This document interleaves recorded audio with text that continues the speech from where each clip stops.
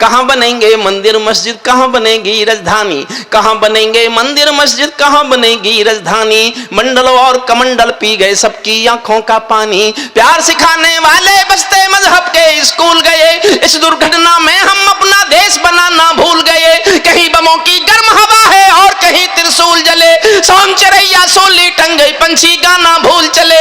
आँख खुली तो पूरा भारत ना खूनों से त्रस्त मिला, जिसको जिम्मेदारी दी वो घर भरने में व्यस्त मिला, जिसको जिम्मेदारी दी वो घर भरने में व्यस्त मिला। क्या ये ही सपना देखा था भगत सिंह की फांसी ने?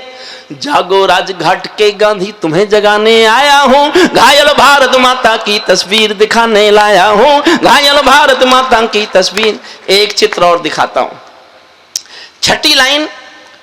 ये बाकी तीनों जो मेरे से पहले पढ़ने वाले थे इनको भी ताली बजानी है, इसलिए बजानी है कि मैंने उनके लिए बजाई थी।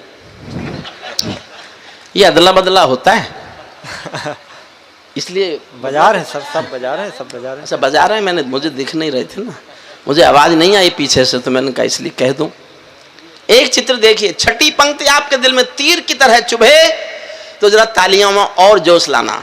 अंधकारों में समा गए जो तूफानों के बीच जले, अंधकारों में समा गए जो तूफानों के बीच जले, मंजिल उनको मिली कभी जो 4 कदम भी नहीं चले।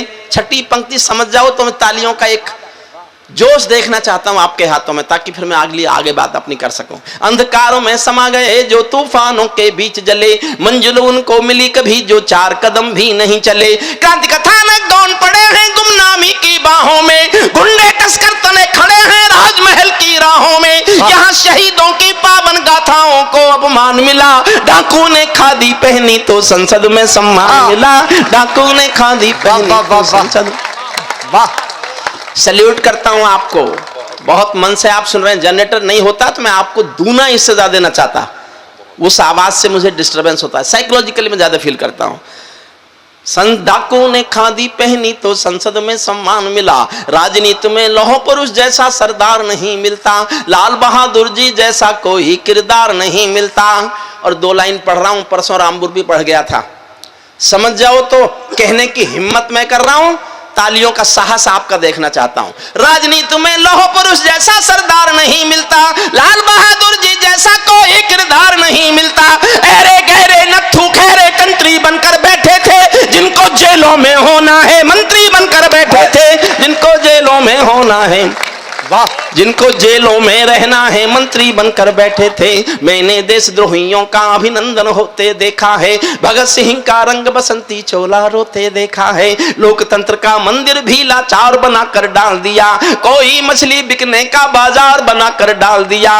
अब जनता को संसद भी प्रपंच दिखाई देती है, नौटंकी करने वालों का मंच दिखाई देती है, नौटंकी करने वालों का मंच दिखाई देती है। गांधी जी के सपनों का ये कैसा देश बना डाला, चाकू चोरी चीर हरण वाला परिवेश बना डाला। हर चौराहे से आती हैं आवाजें संतरासों की, पूरा देश नजरवाता है मंडी ताजा लाशों की। वे सिंहासन चला रहे हैं गांधी जी के नारों से, मदिरा की बदबू आती है संसद की दीवारों से, मदिरा की बदबू आती है संसद की दीवारों से। अखबारों में रोज खबर है चरमपंथ के हमलों की। क्या क्या नहीं होता इस देश में, अखबार पढ़ो और रो। कोई संवेदनशील आदमी हो तो दिन भर खाना नहीं खाए, अखबार की पहले पन्ने की खबर पढ़कर।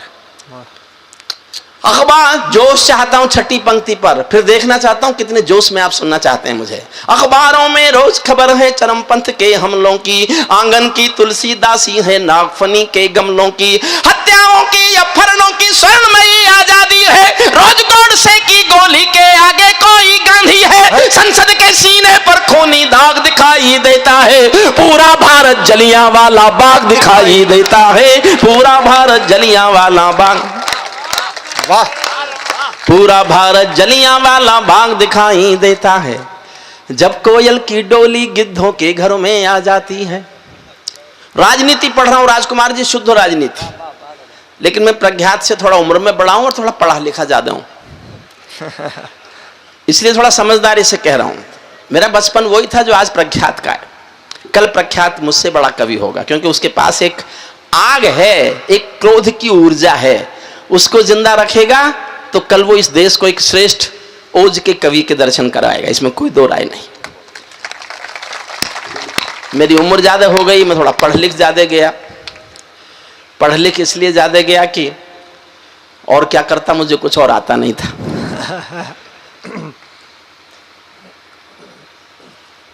कहाँ था मैं, भूल ही गया इस चक्कर में।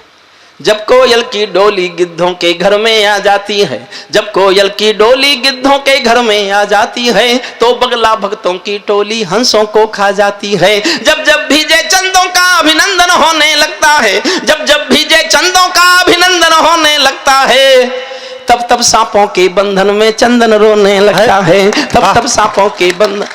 और गजेंद्र प्रियांशु ने बहुत श्रेष्ठ गीत पढ़ा, बहुत श्रेष्ठ। मैं अब तक अभिभूत हूं। अगर मंचों पर हम ऐसे गीत सुनवा सकते हैं और सुना सकते हैं और जनता सुन सकती है, तो हिंदी को कभी भी किसी भी चीज से खतरा होने की संभावना हो ही नहीं सकती। ये कविता का भविष्य है। अगर गजेंद्र प्रियांशु के गीत हम यहाँ सुन लें। मैं 2 पंक्ति पढ़ता हूँ, मेरी इस कविता की सर्वाधिक संवेदनशील पंक्तियां हैं। समझ जाओ तो ही ताली बजाना, नहीं समझो तो मत बजाना, सुनना। जैसे गजेंद्र ने कहा, मैं भी वही बात कह रहा हूं। जब कोयल की डोली गिद्धों के घर में, बहुत संवेदनशील पंक्ति मैंने लिखी, हफ्ते भर सोचा तब लिखी। जब कोयल की डोली गिद्धों के घर में आ जाती है, तो जब कोयल की डोली गिद्धों के घर में आ जाती है, तो बगला भक्तों की टोली हंसों को खा जाती है। जब जब बीजे चंदों का अभिनंदन होने लगता है, तब तब सांपों के बंधन में चंदन रोने लगता है। जब फूलों को तितली भी हत्यारी लगने लगती है, वाह, तो माँ की अर्थी बेटों को भारी लगने लगती है, तो माँ की अर्थी बेटों को भारी, तो माँ की अर्थी बेटों को भारी लगने लगती है। जब जुगनू के घर सूरज के घोड़े सोने लगते हैं, तो केवल चुल्लू भर पानी सागर होने लगते हैं। सिंहों को म्याऊं कह दे, क्या ये ताकत बिल्ली में है? बिल्ली में क्या ताकत होती, कायरता दिल्ली में है। बिल्ली में क्या ताकत होती, कायरता दिल्ली में। बिल्ली में क्या ताकत होती, कायरता दिल्ली में है। कहते हैं कि सच बोलो तो प्राण गंवाने पड़ते हैं। मैं भी सच्चाई गा गा कर शीश कटाने आया हूँ। घायल भारत माता की तस्वीर दिखाने लाया हूँ। घायल भारत माता की। वाह। मैं कोई खिलाफ नहीं बोलता, मैं नेताओं की तारीफ भी बहुत करता हूँ। जो अच्छे सच्चे नेता हैं उन सब का अभिनंदन है। वाह। जो अच्छे सच्चे नेता हैं उन सब का अभिनंदन है। उनको 100 बार नमन है, मन प्राणों से वंदन है। जो सच्चे मन से भारत माँ की सेवा कर सकते हैं, हम उनके कदमों में अपने प्राणों को धर सकते हैं। हम उनके कदमों में अपने प्राणों को धर सकते हैं। लेकिन जो कुर्सी के भूखे दौलत के दीवाने हैं, 7 समंदर पार तिजोरी में जिनके तहखाने हैं, जिनकी प्यास महासागर है, भूख हिमालय पर्वत है, लालच पूरा नील गगन है, 2 कौड़ी की इज्जत है, इनके कारण ही बनते हैं अपराधी भोले भाले। डाकू को पैदा करते हैं नेता और पुलिस वाले। डाकू को पैदा करते हैं नेता, डाकू को पैदा करते हैं नेता और अंतिम छंद इस कविता का सुनाता हूं, जिसके लिए मैंने कविता लिखी। महाभारत में एक कथा आती है, आपने सबने पढ़ी होगी, महाभारत पढ़ते होंगे तो, या सुनी तो होगी। एक राजा शिशुपाल जी थे। शिशुपाल, जब देखो कृष्ण भगवान को गाली, जब देखो कृष्ण भगवान को गाली, जब देखो कृष्ण भगवान को गाली। लोग कृष्ण जी से पूछते थे, इसकी गाली सुन के चुप क्यों रह जाते हो? ये बहुत ताकतवर है क्या? तुमसे ज्यादा ताकत रखता है क्या? तो कृष्ण कहते थे, नहीं ऐसा नहीं है, ये मेरी बुआ का बेटा है, मेरा रिश्ते में भाई लगता है। और मेरी बुआ जी ने एक दिन खाना खिलाते खिलाते मुझसे वचन ले लिया कि मेरे इस बदतमीज बेटे की 99 गालियां कृष्ण माफ कर देना। तो मैंने बुआ को वचन दिया है, इसलिए निभा रहा हूं। 99 गालियां माफ करूंगा, लेकिन जिस दिन ये 100वीं गाली देगा उस दिन इसको सजा मिलेगी। और आप जानते हो महाभारत में लिखा है, जिस दिन शिशुपाल ने 100वीं गाली दी, भरे दरबार में सुदर्शन चक्र से उसकी गर्दन काट दी गई। मैं भी केवल एक वाक्य बोल के अंतिम छंद पढ़ रहा हूं, जिसके लिए मैंने कविता लिखी। मैं भी हिंदुस्तान की राजनीति के अपराध गिन रहा हूं, और ये काम वो ही कर सकता है जो राजनीति में नहीं हो। वाह। अंतिम एक पंक्ति के लिए मैंने पूरी कविता लिखी है, सुनिए। कोई कलाकारों के सर पर तलवारें लटकाता है, क्या क्या नहीं हुआ पॉलिटिक्स में।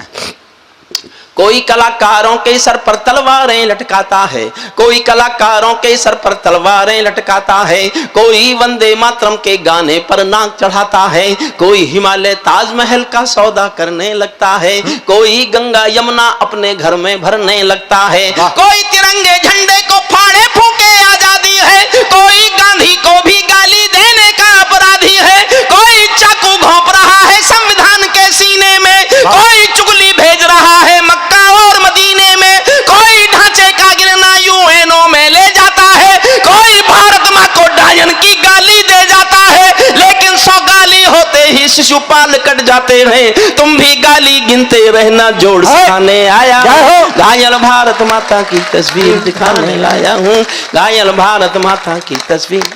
वाह। और सुनाओ साहब? अरे सर आप बताते रहिए, जब तक आप कहते रहेंगे और सुनाओ मैं और सुनाता रहूंगा।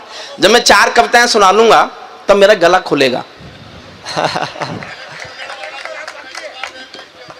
मैं सब सुना दूंगा साहब। आप ये क्या साउंड सिस्टम बहुत अच्छा है, बस ऐसा ही रहने दीजिए इसको थोड़ा। किसी का मोबाइल मंच पर आ रहा है क्या? गजेंद्र का? नहीं आ नहीं रहा, तो स्विच ऑफ कर दिया। नहीं स्विच ऑफ तो मत करो। इतनी रात में पत्नी का आता है फोन, हमको उससे कोई इंटरेस्ट नहीं। तुम्हें पता होगा भाई, मुझे तो पता है नहीं। जिनके पत्नियां हैं उनको जानकारी होगी। एक मैं अपनी सबसे ताजा कविता सुनाता हूं, स्वागत। जो मैंने बहुत गुस्से में लिखी है, बहुत गुस्से में। हमारे प्रखर का प्रख्यात का जो गुस्सा था, वो वही क्रोध है जो किसी भी आम आदमी के दिल में होगा। रोज ये क्या क्या होता है कश्मीर में, रोज क्या होता है। हमारे फौजी को कोई लात मार दे, हमारे फौजी पर कोई हाथ उठा ले, हमारे फौजियों पर कोई पत्थर फेंक दे, हमारे तिरंगे झंडे को कोई जला दे, हमारे बीएसएफ के जवानों की कोई हत्या कर दे और हम चुप रहें। मैं एक बहुत गुस्से में मैंने कविता लिखी है, वो आप सुन लीजिए, उसके बाद मैं आप जो चाहेंगे मैं सुनाता रहूंगा। स्वागत। पहली केवल 2 लाइन में सुनाऊंगा, ये तय करेगा कि आप मेरा ये तेवर सुनना चाहते हैं कि नहीं सुनना चाहते हैं। अगर मेरा ये तेवर आपको पसंद हो तो मैं पूरे सदन का एक साथ समर्थन चाहूंगा। केवल 2 पंक्तियां तय करेंगी कि आप इस तेवर को सुनना चाहते हैं या नहीं सुनना चाहते हैं। हम जब रोज देखते हैं अपने तिरंगे में लिपटे हुए बेटों की लाशें, तो क्या कहें, क्या निकलेगा मुंह से। मैं 2 पंक्तियां पढ़ रहा हूं, वो तय करेंगे कि इस कविता को सुनेंगे आप कि मैं कविता बदल दूं। ये पाकिस्तानी गालों पर दिल्ली के चांटे होते, वाह। ये पाकिस्तानी गालों पर दिल्ली के चांटे होते, गर हमने 2 के बदले में 20 शीश काटे हो। वाह। यही सुनाऊं साहब? बिल्कुल। तो एक बार जोरदार तालियां उठाइए सब लोग जाग के। हमारे सैनिकों का सर काटा गया और हम बातचीत करते रहे। मैंने गजेंद्र से पूछा, मेरा छोटा भाई है, उम्र में बहुत छोटा है, लेकिन कई बार प्रज्ञा और मेधा में और गीत के शिल्प में उसे अपने से बढ़ा पाता हूं, मुझे कहने में कोई संकोच नहीं है। मैंने गजेंद्र से पूछा, गजेंद्र हमारे सैनिकों का सर काट के पाकिस्तान ले गया, उसने किया क्या होगा उस सर का? बड़ा जवाब दिया गजेंद्र ने, क्योंकि वो गीतकार बड़ा है इसलिए जवाब भी उसने बड़ा दिया। उसने कहा, भाई साहब उसकी फौज कायर है। बांग्लादेश के समय जिसके त्राण में 1000 सैनिकों ने हथियार डाल दिए हों, उससे बड़ी कायर फौज दुनिया में कोई हो सकती है? उसकी फौज आज भी कायर है। वो शायद अपनी फौज को दिखाना चाहते होंगे कि हिंदुस्तान के बहादुर फौजी बेटे का सर होता कैसा है, जो कट तो सकता है, कभी झुक नहीं सकता। वाह। 10 सेकंड और मांगता हूं राजकुमार जी, आपको एक 10 सेकंड की कहानी समर्पित करता हूं। क्यों लिखी मैंने गुस्से में कविता? एक पिंजरे में पालतू तोता था किसी के पास। एक दिन मालिक ने तोते से कहा, भाई मैंने तेरे शाम तक का खाना पिंजरे में रख दिया है, मैं पड़ोसी गांव जा रहा हूं, तो अपना खाना खा लेना। पिंजरे का तोता बोला, मालिक उस गांव में मेरे गुरु रहते हैं। मालिक बोला, तो क्या करूं? बोले, मेरी राम राम तो बोल दोगे? मालिक बोला, मिलेगा तो बोल दूंगा।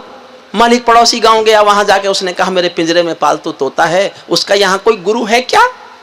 एक बूढ़ा तोता आया, उसने कहा, मैं उसका गुरु हूं। तो मालिक ने कहा, मेरे पिंजरे के तोते ने तो उसको राम राम भेजा है। बूढ़े तोते ने सुना और मर गया। मालिक लौट के आया, पिंजरे के तोते ने पूछा, मेरे गुरु मिले? मालिक बोला काय का तेरा गुरु, मैंने तेरी राम राम दी, वो तो सुनते ही मर गया। इतना सुनते ही पिंजरे का तोता भी मर गया। अब समझ जाओ तो तालियां उठाना, पिंजरे का तोता भी मर गया। जब मालिक ने पिंजरा खोला तो तोते की आत्मा कहती चली गई कि मालिक तुम समझे नहीं, मेरे गुरु ने मेरे लिए संदेश भेज दिया कि जिसको आजाद होना हो उसको मरना आना चाहिए। वाह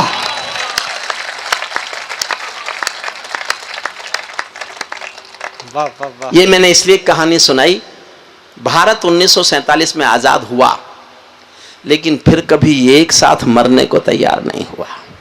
इसलिए खंडों में मरता है, खंडों में मरता है। कभी बंबई में मरता है, कभी संसद में मरता है, कभी पठानकोट में मरता है, कभी उरी में मरता है, और कश्मीर में रोज मरता है। तब एक कविता सुनिए आप, ये पाकिस्तानी गालों पर दिल्ली के चांटे होते, पहले ही 2 के बदले में 20 शीश काटे होते, बार बार दुनिया के आगे हम ना शर्मिंदा होते, और हमारे सारे सैनिक सीमा पर जिंदा होते। वाह, ये कैसा परिवर्तन है खुददारी के आचरणों में। जितने जोश में मैं पढ़ूं साहब उतने जोश में सुनना। ये कैसा परिवर्तन है खुददारी के आचरणों में। सेना का सम्मान पड़ा है चरमपंथ के चरणों में, किसका खून नहीं खोलेगा सुन पढ़कर अखबारों में। सिंहों की गर्दन कटवा दी चूहों के दरबारों में, सिंहों की गर्दन कटवा दी चूहों के दरबारों में। बार बार की गद्दारी को भारत क्यों सह जाता है?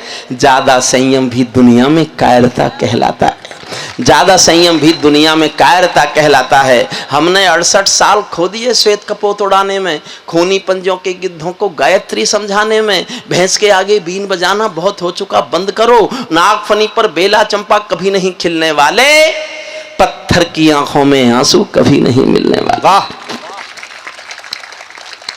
और साहब मैं 4 लाइन पढ़ रहा हूं, चाहे वो सुकमा में हमारे बीएसएफ के लोग मारे गए हों, चाहे कश्मीर में मरते हों। मैं स्पष्ट कहना चाहता हूं, अगर कश्मीर में आतंकवादियों को संभालने के लिए सेना का इस्तेमाल हो सकता है, तो छत्तीसगढ़ में नक्सलवाद से लड़ने के लिए सेना का इस्तेमाल क्यों नहीं हो सकता? मैं इस बात को आज तक नहीं समझ पाया, क्यों नहीं हो सकता। बीएसएफ के लोग मरते रहेंगे क्योंकि उनके पास उतने एडवांस वेपन्स नहीं है जितने एडवांस वेपन्स नक्सलियों के पास हैं। बंदूकों की गोली का उत्तर सद्भाव नहीं होता, चाहे सुकमा हो, चाहे छत्तीसगढ़ हो, चाहे कश्मीर हो, चाहे बॉर्डर हो। मैं सबके लिए पढ़ रहा हूं। बंदूकों की गोली का उत्तर सद्भाव नहीं होता, हत्यारों के लिए हिंसा का प्रस्ताव नहीं होता। कोई विषधर कभी शांति के बीज नहीं बो सकता है, और भेड़िया शाकाहारी कभी नहीं हो सकता है, और भेड़िया शाकाहारी कभी नहीं हो सकता है। पीपल छाया मांग रहा है यूं की करके पेड़ों से। आदरणीय मोदी जी बिना बुलाए पहुंच गए नवाज शरीफ के घर चाय पीने। मैंने पूछवाया साहब क्यों गए थे? बोले शांति लेने गया था। मैंने कहा मिल गई। 125 करोड़ का नेता एक उस नेता के घर चला जाए जिसका विश्वास ही नहीं है, विश्वासघात करता है, तो कवि क्या लिखेगा? मैंने केवल उस प्रसंग को 4 लाइन में लिखा है, सुनिएगा। कैसा लगा मुझे जब हमारा बड़ा नेता, हमारे देश का एक सर्वोच्च नेता एक उस आदमी के घर चला गया जो विश्वसनीय नहीं है, और इस उम्मीद में चला गया कि शांति की स्थापना हो जाएगी। पीपल छाया मांग रहा था यूं की करके पेड़ों से, जैसे कोई शेर सुरक्षा मांग रहा हो भेड़ों से। वाह। जैसे कोई शेर सुरक्षा मांग रहा हो भेड़ों से, जैसे कोई मोती खोजे झीलों की गहराई में। भारत पाकिस्तान के 68 साल के रिश्तों पर एक लाइन पढ़ता हूं। किसी को निबंध लिखने को मिले भारत पाकिस्तान पर निबंध लिखो तो मेरे नाम से एक लाइन लिखना, केवल एक लाइन, और वो लाइन आपको लगे कि 68 साल बताती है, तो आपकी तालियां चाहता हूं, जी भरकर तालियां चाहता हूं सुनना। पीपल छाया मांग रहा था यूं की करके पेड़ों से, जैसे कोई शेर सुरक्षा मांग रहा हो भेड़ों से, जैसे कोई मोती खोजे झीलों की गहराई में। हम कस्तूरी खोज रहे हैं उल्लू की परछाई। वाह। हम कस्तूरी खोज रहे हैं उल्लू की, हम कस्तूरी खोज रहे हैं उल्लू की परछाई में। जब सिंहों की राजसभा में गीदड़ गाने लगते हैं, तो हाथी के मुंह के गन्ने चूहे खाने लगते हैं। क्या बात है। जब सिंहासन का राजा ही कायर दिखने लगता है, तो पूरा मौसम हत्यारा डायर दिखने लगता है। रावल पिंडी वालों को सपने में काल दिखाओ तो केवल सपने भर में काम चल जाएगा।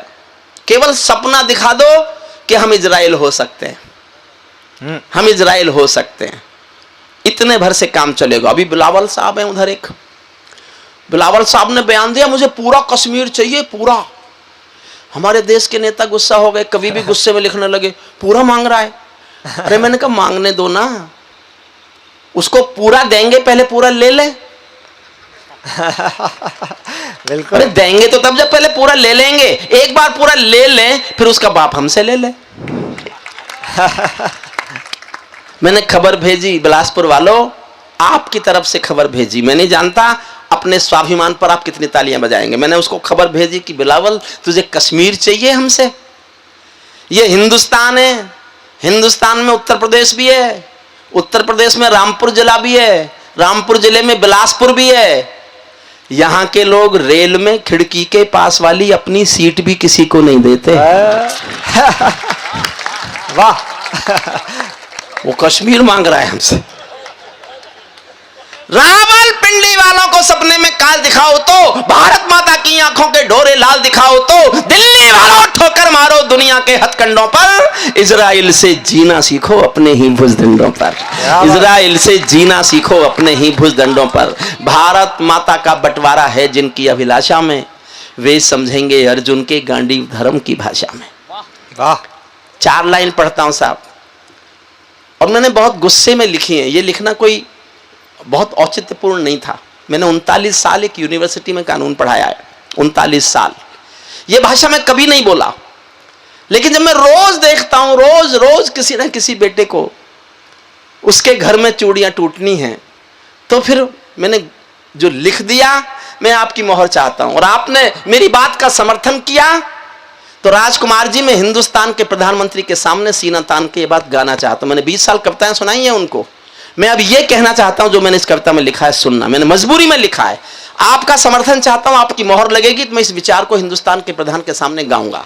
भारत माता का बंटवारा है जिनकी अभिलाषा में, अगर समर्थन करो तो इतना करना कि मेरा हौसला बढ़े और मैं कह सकूं आगे जाके, और आपकी मोहर नहीं लगेगी तो मैं सोचूंगा शायद लिखने में कुछ कमी रह गई। भारत माता का बंटवारा है जिनकी अभिलाषा में, वे समझेंगे अर्जुन के गांडीव धर्म की भाषा में। फूल अमन के कभी नहीं खिलते कायर पर पार्टी में, नेहरू जी के श्वेत कबूतर मरे पड़े हैं घाटी में। दिल्ली वालों अपने मन को बुद्ध करो या क्रुद्ध करो, कश्मीर को दान करो या गद्दारों से युद्ध करो।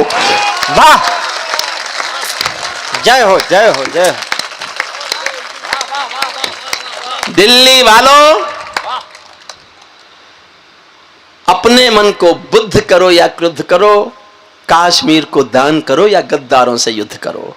जेल भरे क्यों बैठे हैं हम आदमखोर दरिंदों से, आजादी का दिल घायल है जिनके गोरख धंधों से, घाटी में आतंकवाद के कारक बने हुए हैं जो, बच्चों की मुस्कानों के संघारक बने हुए हैं जो, उन जहरीले नागों को भी दूध पिलाती है दिल्ली, मेहमानों जैसी बिरयानी चिकन खिलाती है दिल्ली। जुड़ना मुझसे, जिनके कारण पूरी घाटी जली दुल्हन सी लगती है, जिनके कारण पूरी घाटी जली दुल्हन सी लगती है, पूनम वाली रात चांदनी चंद्र ग्रहण सी लगती है, जिनके कारण मां की बिंदी दाग दिखाई देती है, वैष्णो देवी मां के घर में आग दिखाई देती है, उनके पैरों बेड़ी जकड़े जाने में देरी क्यों है, उनके फन पर एड़ी रगड़े जाने में देरी क्यों है, उनके फन पर एड़ी रगड़े जाने में देरी क्यों है। कश्मीर में एक विदेशी देश दिखाई देता है। जब मैंने लाइनें लिखी मैं खुद रोया, मैं रो पड़ा खुद लिखकर। मैं नहीं जानता आप कैसे सुनेंगे। कश्मीर में एक विदेशी देश दिखाई देता है, संविधान को ठुकराता परवेश दिखाई देता है, वे घाटी में भारत के झंडों को रोज जलाते हैं, सेना पर हमला करते हैं, खूनी भाग मनाते हैं, हम दिल्ली की खामोशी पर शर्मिंदा रह जाते हैं, भारत मुर्दाबाद बोलकर वे जिंदा रह जाते हैं। वाह। भारत मुर्दाबाद बोलकर वे जिंदा रह जाते हैं। उरी में 17 सैनिक मरे, सोतों को काट दिया, मार दिया, बम डाल दिए, 17 सैनिक मर गए। मैं उस दिन हाथरस से कब सम्मेलन में था, 10,000 लोग मेरे सामने थे। किसी ने सामने से चिल्ला के कहा आपको ये मरे हुए सैनिक नहीं दिखते? तो एक दूसरा खड़ा हो गया, बोले अब इसे कुछ नहीं दिखता, अब ये मोदी का चमचा है। बिलासपुर वालों, बस मैं एक बात कहना चाहता हूं, मैं दुनिया में कुछ भी हो सकता हूं, मैं किसी ताकत का चमचा नहीं हो सकता। हो ही नहीं सकता। बिल्कुल। मैंने 2 लाइन लिखी, गुस्से में उस दिन पढ़ा, और मेरा आज भी ये मत है कि सर्जिकल स्ट्राइक का फैसला केवल इसलिए हुआ कि इस मुल्क का कवि इतने गुस्से में आ गया था।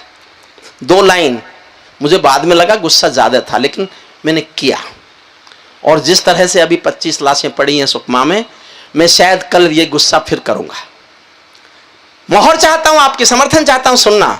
स्वागत। भारत मुर्दाबाद बोलकर वे जिंदा रह जाते हैं, हम दिल्ली की खामोशी पर शर्मिंदा रह जाते हैं। शायद तुम भी सत्ता मद के अहंकार में बैठे हो, क्या 17 मंत्री मरने के इंतजार में बैठे हो? वाह। सेना पर पत्थरबाजों को कोई इतना समझा दो। राजकुमार जी, इस साल की मेरी सबसे अच्छी पंक्ति है जो मैं पढ़ने जा रहा हूं। मैं नहीं समझता आप कैसे समझेंगे, समझ जाओ तो तालियों का अंबार लगाना। सेना पर पत्थरबाजों को कोई इतना समझा दो, ये गांधी के गाल नहीं है, उनको इतना बतला दो। वाह। ये गांधी के गाल नहीं है, उनको इतना बतला दो। दिल्ली वालों, सेना को भी कुछ निर्णय ले लेने दो, एक बार पत्थर का उत्तर गोली से दे लेने दो। वाह वाह। एक बार पत्थर का उत्तर गोली से दे लेने दो। जब चौराहों पर हत्यारे महिमा मंडित होते हो, बुरहानी मारा गया तो आपने जल से निकाले, पाकिस्तान ने ब्लैक डे मना दिया। मैं एक छंद पढ़ता हूं। स्वागत। और साहब, मैं देखना चाहता हूं मैं जोश में ज्यादा पढ़ रहा हूं या जोश में ज्यादा आप सुन रहे हैं। आप जीते तो मैं आपको सैल्यूट करूंगा। मैं चाहता हूं ये तय हो कि मैंने जोश में ज्यादा पढ़ा या आपने जोश में ज्यादा सुना। सचमुच में चाहता हूं ये फैसला हो, और आपने अधिक जोश में सुना तो मैं आपको सर झुका के सैल्यूट करूंगा। और मैं चाहता हूं कि आप जीते, मैं हारूं। एक छंद सुनना। जब चौराहों पर हत्यारे महिमा मंडित होते हो, भारत मां की मर्यादा के मंजर खंडित होते हो, जब कृष्ण भारत के नारे हो गुलमर्गा की गलियों में, शिमला समझौता जलता हो बंदूकों की नलियों में, तो केवल आवश्यकता है हिम्मत की, खुददारी की। दिल्ली केवल 2 दिन की मोहलत दे दे तैयारी की। सेना को आदेश थमा दो, घाटी गैर नहीं होगी। जहां तिरंगा नहीं मिलेगा उनकी खैर नहीं होगी। भारत माता की, भारत माता की। आप जीते साहब, मैं आपके सामने सर झुका के आपका अभिवादन करता हूं। जब चौराहा द्वारा पढ़ रहा हूं, लेकिन तालियां इतनी बजनी चाहिए। देखिए, तालियों से कोई कविता बड़ी नहीं होती। मैं समझा दूं आपको। आपने बार बार कई किसी लोगों के मन में आता होगा, ये कवि बार बार ताली क्यों मांगते हैं, क्यों कहते हैं ताली बजाओ ताली बजाओ। तालियों से कोई कविता बड़ी नहीं होती। तालियां कविता का मापदंड है भी नहीं, थी भी नहीं, होंगी भी नहीं। लेकिन आप जैसे पढ़े लिखे समझदार लोग हमें रोज नहीं मिलते। हम तो पशु मेलों में भी जाते हैं। राजस्थान में पशु मेले लगते हैं, वहां कब सम्मेलन होते हैं, और हमको गाय बैल की गर्दन हिलवानी पड़ती है वरना कोई पैसे नहीं देता। और केवल पशुओं का नहीं, अजमेर के पास एक जगह है पुष्कर जी, वहां तो गधों का लगता है। ये प्रख्यात और गजेंद्र मुझे वहीं मिले पहली बार।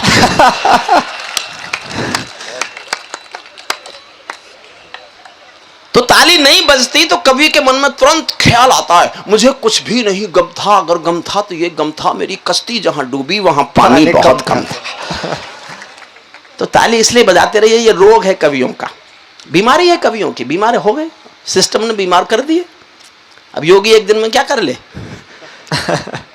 धीरे धीरे करेगा। लेकिन साहब, आपने एक बात देखी, आज तक आप 70 साल से एक चीज देख रहे थे, नोट बांट के वोट, नोट बांट के वोट, नोट बांट के वोट। पहली बार एक ऐसा मर्द आया, नोट छीन के वोट नोट छीन के वोट, नोट छीन। बहुत अच्छा, वाह। छीन छीन के नोट, छीन छीन के वोट लिए उसने। सुनिए, तो तालियां केवल इसलिए कि उससे जागरण बना रहता है। हमें ऐसा लगता है, गलतफहमी हुई रहती है कि आप हमको सुन रहे हैं, जबकि हमें कई बार पता होता है नहीं सुन रहे होते। सुनिए मन से, फिर सुना रहा हूं उन्हीं पंक्तियों को। जब चौराहों पर हत्यारे महिमा मंडित होते हो, भारत मां की उतना ही जोश दिखाना। भारत मां की मर्यादा के मंजर खंडित होते हो, जब कृष्ण भारत के नारे हो गुलमर्गा की गलियों में, शिमला समझौता जलता हो बंदूकों की नलियों में, तो केवल आवश्यकता है हिम्मत की, खुददारी की। दिल्ली केवल 2 दिन की मोहलत दे दे तैयारी की। सेना को आदेश थमा दो, घाटी गैर नहीं होगी, जहां तिरंगा नहीं मिलेगा उनकी खैर नहीं होगी, जहां तिरंगा नहीं मिलेगी।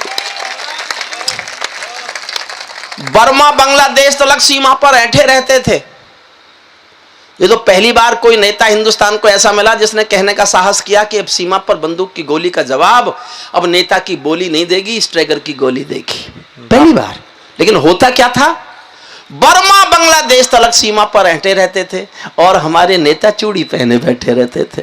दिल्ली डरी डरी रहती थी पाक चीन की बॉर्डर पर, सेना बांधे हाथ खड़ी रहती थी किसके ऑर्डर पर। दुनिया को एहसास कराओ हम निर्णय ले सकते हैं, हम भी ईंटों का उत्तर अब पत्थर से दे सकते हैं। अब तो वक्त बदलना सीखो डरते डरते जीने का, दुनिया को एहसास कराओ 56 इंची सीने का, दुनिया को एहसास कराओ 56 इंच से, दुनिया को एहसास कराओ 56 इंची सीने का। सैनिक अपने प्राण गंवाकर देश बड़ा कर जाता है।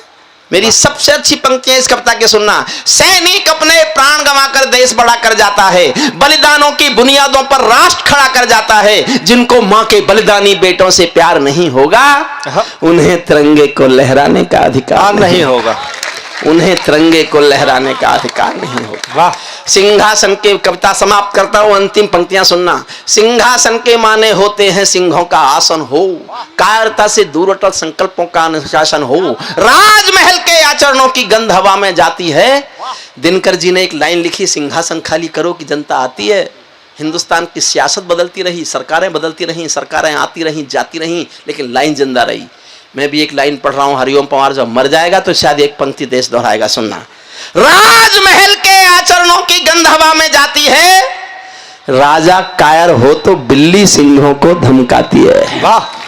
राजा कायर हो तो बिल्ली सिंहों को धमकाती है। भारत एक अखंड राष्ट्र है, जो उसमें समापन करना है इस कविता का। भारत एक अखंड राष्ट्र है, सवा अरब की ताकत है, कोई हम पर आंख उठा ले किसकी भला हिमाकत है। धरती अंबर और समंदर को ये भाषा समझा दो, दुनिया के हर पंच सिकंदर को ये भाषा समझा दो। अब खंडित भारत मां की तस्वीर नहीं होने वाली, कश्मीर किसी के अब्बा की जागीर नहीं होने वाली, कश्मीर किसी के अब्बा की। जय। देखो, भारत मां को तो इस समय सोने दो। मैं वो कवि नहीं हूं जो भारत मां को भी ताली बजवाने के लिए दांव पे लगा दूं। मैं कविताओं से काम कर लेता हूं। और सुनाओ ना साहब। नहीं, मैं तो पूछता रहूंगा जब तक आप कह नहीं दोगे कि प्राण खाने बंद कर। कुल्हड़ वाली भी सुना दूंगा उससे। मैं एक मोदी जी पर कविता सुना दूं आपको। स्वागत। जानते हो ना, देखो योगी जी पे तो मैं सुनाऊंगा नहीं, क्योंकि मैं किसी नवजात शिशु पर हमला नहीं करता।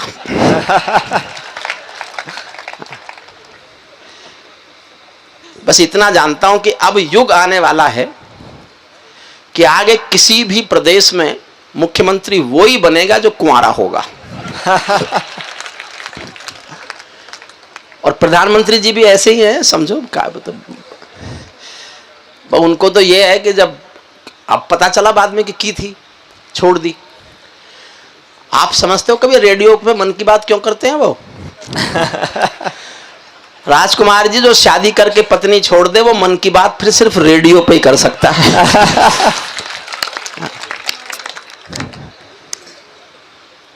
मैं उनके साथ उठा बैठा हूं, 20 साल उठा बैठा हूं, 20 साल कविताएं सुनाई हैं। जब वो राजनीति में बहुत नए थे, हरियाणा का काम देखते थे, तब से मैं उनके साथ। अब प्रधानमंत्री से तो किसी कवि का रिश्ता होता नहीं है, तो मेरा भी नहीं है। वो अपने लिए आजाद हैं, जो चाहे करें। मैं यहां आजाद हूं, मैं जो चाहूं करूं। एक कविता सुनाता हूं आपको मोदरनी जी। स्वागत। देखिए, मेरा संकट ये है, मेरा दृढ़ मत भी ये है, कविताएं कभी भी किसी भी युग किसी भी काल में सरकारों का समर्थन नहीं होती। जब जब कविताओं ने सरकारों का समर्थन किया, या तो कविताएं मर गई या सरकार गिर गई। एक साथ नहीं चल सकती। मैंने जीवन में केवल एक कविता किसी के सरकार के समर्थन में लिखी। जब वाजपेयी साहब ने परमाणु विस्फोट किए तो मैं अपने को रोक नहीं पाया। मैंने परमाणु विस्फोट का घनघोर समर्थन किया और समर्थन में कविता लिखी। लेकिन मैं कविता लिखते ही समझ गया था, या तो कविता मरेगी या सरकार गिरेगी। कविता बची, सरकार गिरी। अब मेरा संकट अब ये था मुझे ये कहने में कोई संकोच नहीं है, पिछली सरकार को हटाने का जो आंदोलन बाबा रामदेव ने शुरू किया, मैं उसका हिस्सा था। मैं बाबा रामदेव के साथ काम करता हूं, 10 साल से उनके साथ मैंने कंधे से कंधा मिला के काम किया है। मुझे कोई शर्म संकोच ये कहने में नहीं है कि मैं उस सरकार का, उस आंदोलन का हिस्सा था जो उस सरकार को हटाना चाहते थे। अच्छा, जिसको हटाना चाहते थे वो हट गई, जिनको लाना चाहते थे वो आ गए। अब हम क्या करें? समर्थन में लिखें तो मरे, क्योंकि एक चीज तो होगी। लेकिन साहब अब और कोई काम हमसे आता नहीं, यूनिवर्सिटी से रिटायर हो गए थे तभी। तो मैंने एक ऐसी कविता लिखी है साहब, राजकुमार जी आपको भी आश्चर्य होगा, आपने भी शायद नहीं सुनी होगी अगर यूट्यूब नहीं खोला होगा तो। एक शब्द आदरणीय मोदी जी के खिलाफ नहीं है, एक शब्द, और एक भी शब्द आदरणीय मोदी जी के पक्ष में नहीं है। तलवार की धार पे खड़े होकर लिखा, इधर जाता तो कट जाता, इधर जाता तो बट जाता। और लेकिन कविता में वो हरिओम पमार जिंदा है जो हिंदुस्तान की जनता ने प्यार से हरिओम पमार बनाया। कविता सुनिए मन से, केवल कविता के मन से सुनिए। मैं जानता हूं आप ज्यादातर किस लोग होंगे, किधर के होंगे, और ज्यादातर उधर के होते हैं जिधर की सरकार होती है। और हरिओम पमार वो होता है जो सबके मन के में कुछ भी हो वो अपनी बात को स्वीकार करवा ले, उसी का नाम हरिओम पमार है। स्वागत। सुनिए, देखिए एक छोटी सी बात सुन लीजिए, तब आप कविता ठीक से समझेंगे। दुनिया में अच्छा बुरा कुछ नहीं है, पक्ष विपक्ष कुछ नहीं है, ऋण धन कुछ नहीं है। जो आपका दृष्टिकोण है, जो कोई पानी देंगे, पानी देगा।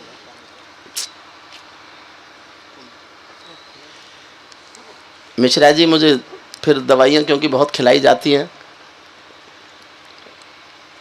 डॉक्टर विजय मिश्रा जी हैं कि नहीं? आज उन्होंने मेरे बहुत असंतोषों का जवाब दिया जो मेरे मन में घुमड़ते रहते थे बीमारियों को लेके। जो आपका दृष्टिकोण है दुनिया में, आपको वो अच्छा लगता है। आप खुश हैं तो आपको रोता हुआ आदमी भी ऐसा लगेगा ये हंसने का कोई नया तरीका तो नहीं है। और अगर आप दुखी हैं तो फिर आपको सब दुखी नजर आएंगे। जब शिवाजी ने सिंहगढ़ का किला जीत लिया तो शिवाजी की मां चाहती थी किले में पहले राम कथा हो, उसके बाद प्रवेश हो। समर्थ रामदास गुरु आए कथा कहने, जीजाबाई का हुक्म था, समर्थ रामदास गुरु कथा कहने लगे। कथा में एक दिन प्रसंग आया, सीता का अपहरण हो चुका है, वो अशोक वाटिका में बैठी है, राम की याद में चिंता मग्न है, चारों ओर सफेद गुलाब के फूल खिले हुए हैं। राम की याद में सीता इतना चिंता मग्न है कि सीता के चेहरे का रंग भी सफेद लग गया है, और सफेद गुलाब के फूल और सीता का चेहरा सफेद एक जैसे नजर आते हैं। इतना कथा में बात आई कि एक आदमी सामने से खड़ा हो गया। उसने कहा गुरुदेव कथा में झूठ मत बोलो। गुरुदेव ने कहा क्या झूठ बोला? बोले जहां सीता मां बैठी थी वहां सफेद गुलाब का एक भी फूल था ही नहीं, वहां तो सुर्ख लाल गुलाब के फूल थे। गुरुजी ने पूछा कौन है आप? बोले हनुमान जी हूं। राम ने कथा सुनने भेजा है कि आप बहुत अच्छी कथा कहते हो, तुम तो झूठ बोलते हो। गुरुजी ने कहा चुपचाप बैठ जाओ, वहां सफेद गुलाब के फूल थे। हनुमान जी उठ के चले गए, जाकर राम से शिकायत कर दी। कहां भेज दिया? उस अज्ञानी के पास जिसको यही नहीं पता सीता के चारों ओर गुलाब फूल के फूल सफेद थे कि लाल थे। राम हंस पड़े, बोले सफेद थे। हनुमान जी ने पूछा आप गए थे देखने? अरे जो देखने गया उसके सुनते नहीं हो, गुरुजी ने कह दिया तुमने मान लिया। राम ने फिर हंस के कहा नहीं वहां सफेद गुलाब के फूल थे। अब हनुमान जी भागे भागे सीता मां के पास गए। वो जानते थे सीता ने देखे और उसने देखे, और जाकर सीता मां से कहा सीता मां गुरुजी कथा गलत कह रहे हैं। चलो कोई बात नहीं, गुरुजी को मालूम नहीं है, लेकिन राम मेरा यकीन नहीं कर रहे, राम भी कह रहे हैं सफेद गुलाब के फूल थे। सीता भी हंस पड़ी, बोली हाँ बेटे सफेद गुलाब के फूल थे। अब हनुमान को गुस्सा आ गया। कोई भक्त सच्चा होगा गुस्सा करेगा तो रो पड़ेगा। रो पड़े हनुमान की मुझे झूठा बनाने पे क्यों तुले, मैंने अपनी आंखों से देखा वहां सुर्ख लाल गुलाब के फूल थे। जब हनुमान रो पड़े तो सीता ने सर पे हाथ रखा, कहा पुत्र फूल तो सफेद गुलाब के ही थे, लेकिन तुम गलत नहीं हो। जब तुमने अपने स्वामी राम की पत्नी को रावण की कैद में देखा तो तुम्हारी आंखों में क्रोध का खून उतरा हुआ था, क्योंकि तुम्हारी आंखों में क्रोध का खून था। तुमको सफेद फूल भी लाल फूल नजर आते थे, वरना फूल तो सफेद ही थे। वाह वाह। दृष्टिकोण पर निर्भर है। मेरा अपना दृष्टिकोण है कविता लिखने का। मैंने शुद्ध एक कविता लिखने की कोशिश की है, राजनीतिक संदर्भों में लिखने की कोशिश की है। आपका मन चाहता हूं इसके बाद में जो इधर जिस कविता की फरमाइश कर रहे हैं वो भी पढ़ दूंगा। करगिल के शहीदों पर मेरी एक कविता है वो भी पढ़ दूंगा। एक संविधान पर मैंने कविता लिखी है। मैंने 20-22 साल संविधान पढ़ाया है। हुजूर जा रहे हो, हे आर्यपुत्र, जरूरी हो तो जरूर जाओ, वरना लौट आओ आर्यपुत्र। देखो, मुझे ठीक से समझने का बस एक सूत्र है। एक बात समझ लो, मुझे ठीक से समझ लोगे। मैं वो कलम नहीं हूं जो बिक जाती हो दरबारों में। मैं शब्दों की दीप शिखा हूं अंधियारे चौबारों में। मैं वाणी का राजदूत हूं, सच पर मरने वाला हूं, डाकू को डाकू कहने की हिम्मत करने वाला हूं। वाह। मेरी कलम वचन देती है अंधियारों से लड़ने की, राजमहल के राजमुकुट के आगे तन कर अड़ने की। उस कवि का मर जाना ही अच्छा है जो खुददार नहीं। देश जले मैं कुछ ना बोलूं, मैं ऐसा गद्दार नहीं। देश जले मैं कुछ ना बोलूं, मैं ऐसा गद्दार नहीं। सुनिए कविता मन से। मैं ताजों के लिए समर्पण वंदन गीत नहीं गाता। मैं ताजों के लिए, गजेंद्र हमारा प्यारा लाडला गीतकार है और मैंने इस कविता में कोशिश की है गीत ही लिखने की। लेकिन गीत में राजनीति आ जाए तो उसे गीतकार तथा कहित व्याकरणीय गीतकार उसको गीत नहीं मानते। गीत उसी को मानते हैं जिसमें ऐसे शब्द आए जिनका कोई अर्थ समझ में नहीं आए किसी के। यही होता है। मैं ताजों के लिए समर्पण वंदन गीत नहीं गाता, दरबारों के लिए कभी अभिनंदन गीत नहीं गाता। गौन भले हो जाऊं लेकिन मौन नहीं हो सकता मैं। पूरी कविता का आधार एक पंक्ति है। इस पंक्ति को समझ जाओगे मेरी पूरी कविता समझ जाओगे। फिर दोहराता हूं, सुनना। मैं ताजों के लिए समर्पण वंदन गीत नहीं गाता, दरबारों के लिए कभी अभिनंदन गीत नहीं गाता। गौन भले हो जाऊं लेकिन मौन नहीं हो सकता मैं। पुत्र मोह में शस्त्र त्याग कर द्रोण नहीं हो सकता मैं। पुत्र मोह में शस्त्र त्याग। ज्यादा तालियों की पंक्ति थी वैसे ये, पर आपने कम बजाई, चलो इसके लिए भी आपका अभिवादन। पुत्र मोह में शस्त्र त्याग कर द्रोण नहीं हो सकता मैं गाथा वाचन करता हूँ सिंहासन परिवर्तन का। मैं गाथा वाचन करता हूँ सिंहासन परिवर्तन की। अच्छे दिन आने वाले हैं नारों के आकर्षण की। कभी किसी भी प्रलोभन में मेरी कलम नहीं बिकती, और किसी भी डर के आगे दिन को रात नहीं लिखती। मैं शब्दों की क्रांति ज्वाल हूँ, वर्तमान को गाऊंगा। जिस दिन मेरी आग बुझेगी मैं उस दिन मर जाऊंगा। जिस दिन मेरी मरने पे बजी तालियां, अच्छी लाइन बजी।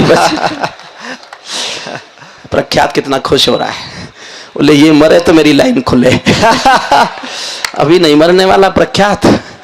जिस दिन मेरी आग बुझेगी मैं उस दिन मर जाऊंगा। सत्ता का आकर्षण मेरी भूख नहीं। राजकुमार जी, कोई गर्वोक्ति नहीं है जो मैं कहने जा रहा हूं। मैं कोई गर्वोक्ति नहीं कर रहा। मैं चाहता तो जहां आपकी पार्टी के 282 संसद में बैठे मैं बैठ सकता था। टिकट मांगने वाले हजारों थे, मिले हुए टिकट को लौटाने वाला सिर्फ मैं था। मिले हुए टिकट को लौटाने वाला। बिल्कुल बिल्कुल। इसलिए कि मैं जानता था कि मैं सिद्ध कवि रहना चाहता हूं, और कोई कवि कुछ भी हो सकता है, सत्ता का हिस्सा होके निष्पक्ष कवि नहीं रह सकता। सत्ता का आकर्षण मेरी भूख नहीं, शाल दुशाला चंदन मेरी भूख नहीं। सरकारी अभिनंदन नहीं चुने मैंने, राजनीति के बंधन नहीं चुने मैंने। पद्म पुरस्कारों की चाह नहीं करता, दरबारों की मैं परवाह नहीं करता। कलम सिपाही बनकर जिंदा रहता हूँ, भूखे बच्चों से शर्मिंदा रहता हूँ। भूखे बच्चों से शर्मिंदा रहता हूँ। पगडंडी से लाल किले तक जाता हूँ, झुग्गी झोपड़ियों के आंसू गाता हूँ। कविता का शीर्षक लिखता हूँ 2 पंक्तियों में। 2 पंक्तियों में शीर्षक पर मोहर चाहता हूं। आपको लगे कि ईमानदार कवि का शीर्षक यही होना चाहिए तो तालियों से मोहर लगाना। पगडंडी से लाल किले तक जाता हूं, झुग्गी झोपड़ियों के आंसू गाता हूं। लेकिन दरबारों में कवि का शीश नहीं झुकने दूंगा। लेकिन दरबारों में कवि का शीश नहीं झुकने दूंगा। कविता का सिंहासन से संग्राम नहीं रुकने दूंगा। कविता का सिंहासन से संग्राम नहीं रुकने दूंगा। भारत माँ के घर में नया बसंत दिखाई देता है। वाह। रिजल्ट आए 16 मई को, 26 मई को सरकार बनी, तभी मैंने कविता लिखनी शुरू की। भारत माँ के घर में नया बसंत दिखाई देता है, वंशवाद की परंपरा का अंत दिखाई देता है। वंशवाद की परंपरा का अंत। वाह। अब ये मैंने सुना है किसी से, सच झूठ का मुझे नहीं पता। मेरा कोई आके गिरबान मत पकड़ना कि ये सच है कि झूठ है। आदरणीय सोनिया जी सहारनपुर में किसानों को मुआवजा बांटने आई। किसानों की फसलें नष्ट हो गई थी 1.5 साल पहले, बहुत फसलें नष्ट हुई, आंधी तूफान ओले। सोनिया जी ने आके मुआवजा बांटा किसानों को। तो सहारनपुर के कुछ किसानों ने आपस में 100-100 रुपए इकट्ठे किए और सोनिया जी के पास पहुंचे, मैडम लो। बोले मुझे क्यों दे रहे हो? बोले मुआवजा। बोले मुझे क्यों? किसान धीरे से बोले फसल तो आपकी भी नष्ट हो गई। वाह। भारत मां के घर में, मैं केवल तनाव से मुक्त करने के लिए पढ़ रहा हूं, ये मुझे नहीं पता झूठ है कि सच है। भारत मां के घर में नया बसंत दिखाई देता है, वंशवाद की परंपरा का अंत दिखाई देता है। मैंने कहा तारीफ नहीं की कहीं भी, लेकिन जो सच लिखा, जो सच दिखा वो लिखा। एक पंक्ति पढ़ता हूं, आप इस सच को स्वीकारते हो तो फिर पूरे सदन की तालियां चाहता हूं। भारत मां के घर में नया सजंत दिखाई देता है, वंशवाद की परंपरा का अंत दिखाई देता है। तुमने उस दिन परंपरा का सूरज एक उगाया था, तुमने उस दिन परंपरा का सूरज एक उगाया था, जिस दिन तुमने संसद की चौखट पर शीश झुकाया था। जिस दिन तुमने संसद की चौखट पर शीश झुकाया था। बहुत बधाई देता हूं मैं परिवर्तन के नायक को, बहुत बधाई देता। अपना रिश्ता तय करता हूं, तुम्हारा राजमहल तुमको मुबारक, ये गलियां, ये सड़कें, ये जनता, ये चौराहे हमको मुबारक। रिश्ता जोड़ता हूं, सुनना। बहुत बधाई देता हूं मैं परिवर्तन के नायक को, लेकिन कैसे मर जाने दूंगा आंसू के गायक को। आप विजय के जननायक हो, मैं पीड़ा का गायक हूं। आप राजपथ के नायक हो, मैं जनपथ का नायक हूं। आप राजपथ के नायक हो, मैं जनपथ का नायक हूं। निर्वाचन ने सौंपा है सम्मान तुम्हारे हाथों में, निर्वाचन ने सौंपा है सम्मान तुम्हारे हाथों में। लोकतंत्र की मां संसद का मान तुम्हारे हाथों में। संविधान के पालन का अरमान, जोश में सुनना, संविधान के पालन का अरमान तुम्हारे हाथों में। तिलक गोखले गांधी का वरदान तुम्हारे हाथों में। अमर तिरंगे की सौंपी है शान तुम्हारे हाथों में। सौंप दिया है पूरा हिंदुस्तान तुम्हारे हाथों में, सौंप दिया है पूरा हिंदुस्तान।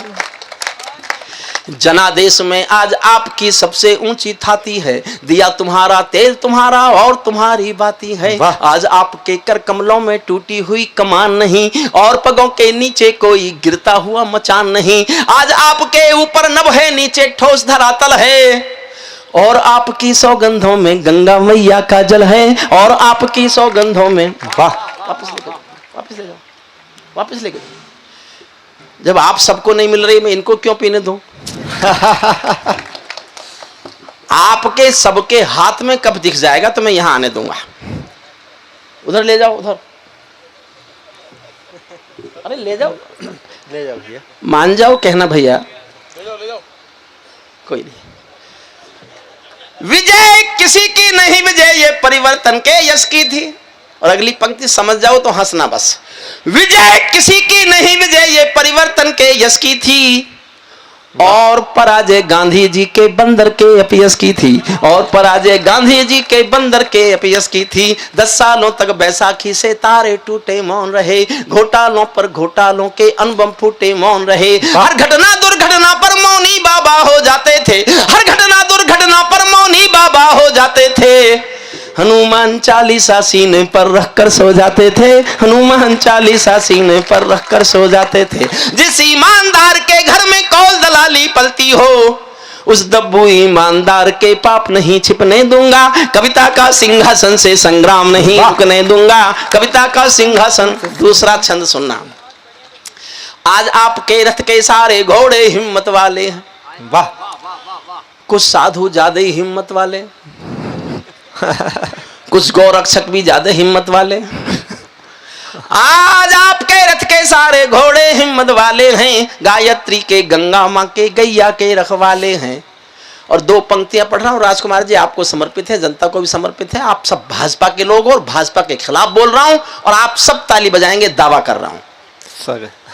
आज आपके रथ के सारे घोड़े, सच लगे तो तालियां चाहता हूं। आज आपके रथ के सारे घोड़े हिम्मत वाले हैं, गायत्री के गंगा मां के गैया के रखवाले हैं। लेकिन ये भड़कीले भाषण जो जहरीले नारे हैं, ये मोदी सिंहासन के हम दर्द नहीं हत्यारे हैं, ये मोदी सिंहासन के हम दर्द नहीं हत्यारे हैं। सिंहासन का हिस्सा बांटो तुम उसको चाहो जिसको। मैंने जीवन में केवल 2 लोगों के साथ काम किया है पूरे जीवन में। 1975 में जब मैं पढ़ रहा था तब मैंने जयप्रकाश नारायण के आंदोलन में हिस्सा लिया। बुजुर्ग लोग हैं जानते होंगे, मैं जेपी के आंदोलन की कोख से पैदा हुआ कवि हूं। मैंने जयप्रकाश नारायण के आंदोलन में मीसा भोगा है। मैं जेपी के आंदोलन की कोख से पैदा हुआ। 2 चीजें पैदा हुई, जनता पार्टी और हरिओम पंवार। जनता पार्टी का मुझे पता नहीं, हरिओम पंवार बिलासपुर में बैठा हुआ कविता पाठ कर रहा है। वाह। मैं राजनीति में नहीं गया, मुझे आती ही नहीं है। नौकरी लग गई, पढ़ाने चला गया। फिर मैंने एक आदमी के साथ काम किया जो हिंदुस्तान में गरीब आदमी को स्वस्थ रहने की परंपरा सिखाने के लिए अभियान चला रहा है।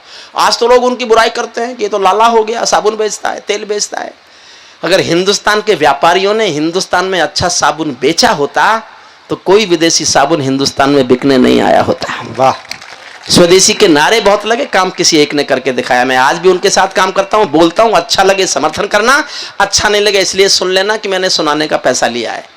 भारत माँ के घर में नया बसंत दिखाई देता है, सिंहासन का हिस्सा बांटो तुम उसको चाहो जिसको। भूल न जाना रामदेव के स्वाभिमान की कोशिश को, जिनके अंदर संघर्षों का एक पुरोधा बैठा है, जिसके अंदर युग परिवर्तन का एक योद्धा बैठा है, जिसने काले धन पर घर घर जाकर अलग जगाया था। बाबा ने परिवर्तन का मौसम अनुकूल बनाया था, बाबा ने कथनी करनी का भेद मिटा कर दिखा दिया। वंशवाद को राजमहल से दूर बिठा कर दिखा दिया, वंशवाद को राजमहल से दूर बिठा कर। और 2 लाइन और पढ़ता हूं साहब, फिर आकाश भर तालियां देखना चाहता हूं। यह माना जाता है कि हिंदुस्तान में कवि सम्मेलनों में तालियों के पहाड़ खड़े करने की परंपरा जिन कवियों ने शुरू की उनमें एक छोटा सा कवि मैं भी हूं। अभी मैं इतना बूढ़ा नहीं हुआ कि उस परंपरा को हाथ जिंदा नहीं रख सकूं। मैं फिर 2 पंक्तियां पढ़ूंगा और एक तालियों का पहाड़ देखना चाहता हूं। यह एहसास जीना चाहता हूं कि मैं आज भी तालियों का पहाड़ खड़ा कर सकता हूं। मन करे तो उठाना पहाड़ जैसी तालियां। बाबा ने कथनी करनी का भेद मिटा कर दिखा दिया, वंशवाद को राजमहल से दूर बिठा कर दिखा दिया। स्वामी जी ने पतंजलि को पुनः जिला कर दिखा दिया। पेट हिलाने वाले ने सरकार हिला कर दिखा दिया, पेट हिलाने वाले ने। वाह वाह वाह वाह वाह वाह वाह। पेट हिलाने वाले ने सरकार हिला कर दिखा दिया। बहुत खूब। और कविता की सबसे अच्छी लाइन सुनना, जब जब कोई शहंशाह भी टकरा गया फकीरों से। वाह। 4 जून की रात याद कीजिए जब सोती हुई महिलाओं पर लाठीचार्ज हुआ था। जब जब कोई शहंशाह भी टकरा गया फकीरों से, शिकवा करता हुआ मिला है अपनी भाग्य लकीरों से, शिकवा करता हुआ मिला है अपनी भाग्य लकीरों से। जब चाणक्य शिखा खुलती है नंद वंश कट जाते हैं, मैं चंद्र बरदाई कुल का धर्म नहीं बिकने दूंगा, कविता का सिंहासन से संग्राम नहीं रुकने दूंगा, कविता का सिंहासन से संग्राम। अब मेरा मूल तेवर बोलता है, मूल हरिओम पंवार बोलता है, सुनना।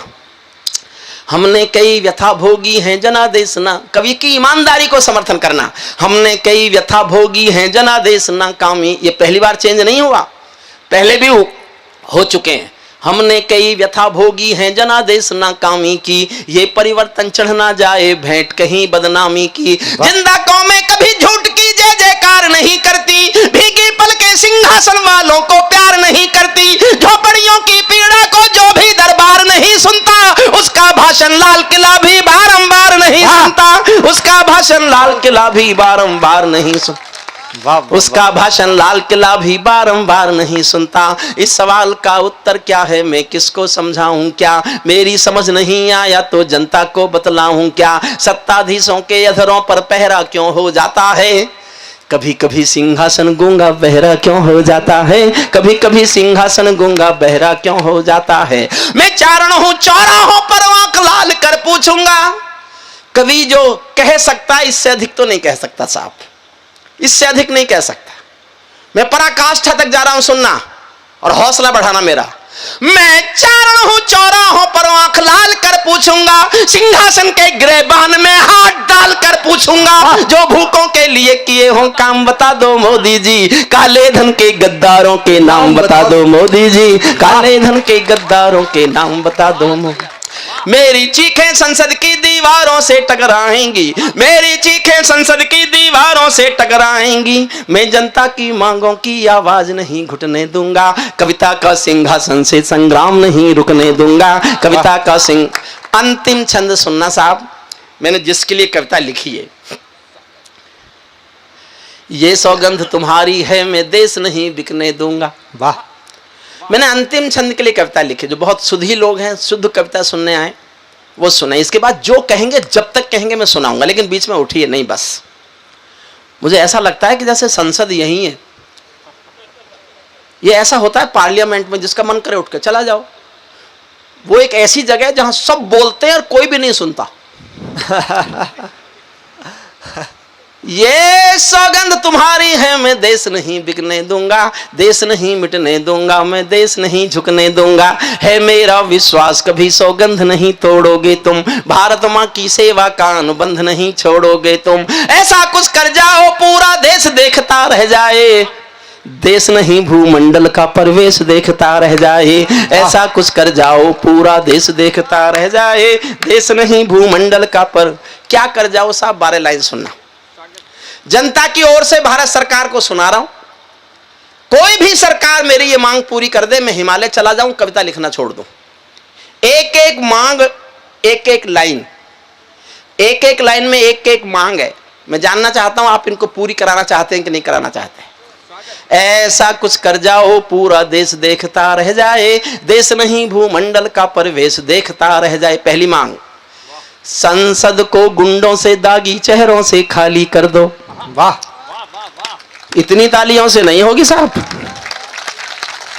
करानी है तो और बजाओ।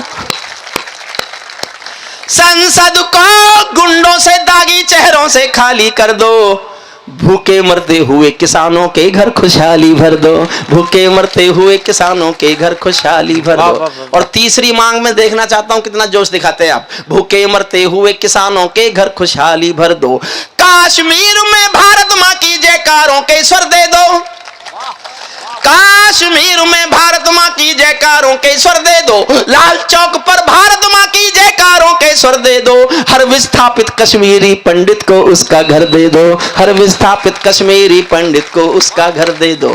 खेलों को नेताओं से पूंजीपतियों से मुक्त करो। वाह। ये शरद पवार कब तक क्रिकेट खेलेगा?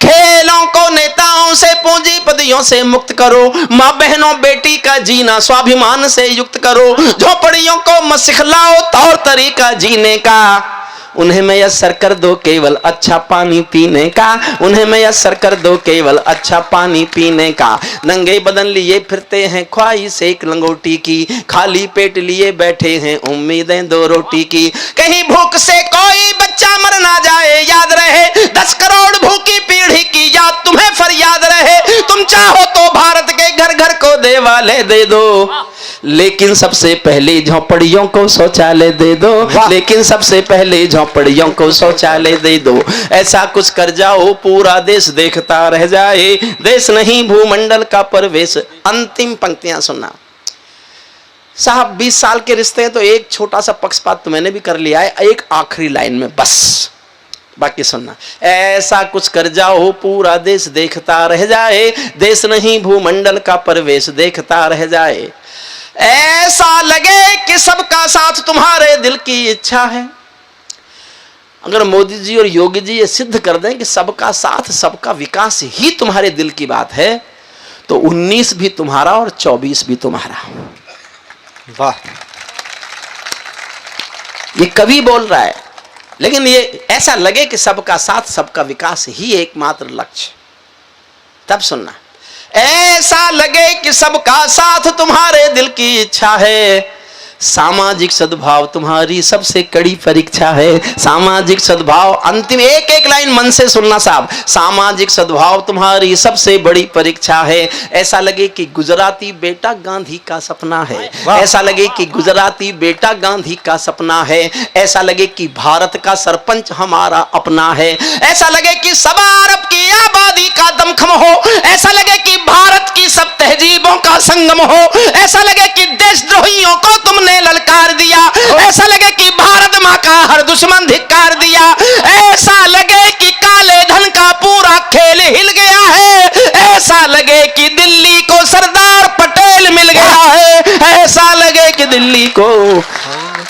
वाह वाह वाह वाह वाह वाह। और सुनोगे साहब? अच्छा, तुम्हें आज कोई काम नहीं है अपने घर?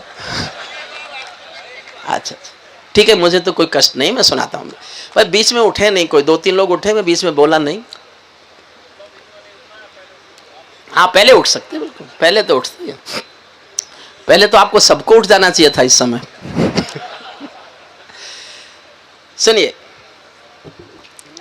जिनको बहुत जरूरी जाना चले जाएं। मैं एक करगिल के शहीदों पर कविता सुना देता हूँ। अच्छा, मेरा मन तो आज गजेंद्र के गीत सुन के गीत सुनाने का भी हो रहा है, जो मैं मंचों पर कभी नहीं पढ़ता।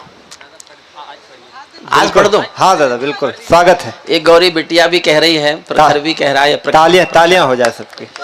पीछे के लोग आगे आ जाए जी। अरे साहब, ठीक है, कोई नहीं। हम आभारी हैं चेयरमैन साहब के, वो इतना समय बैठे।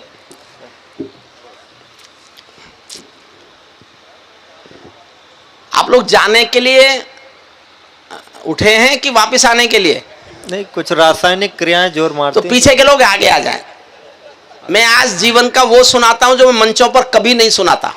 आ जाइए, आगे आ जाइए सब। ये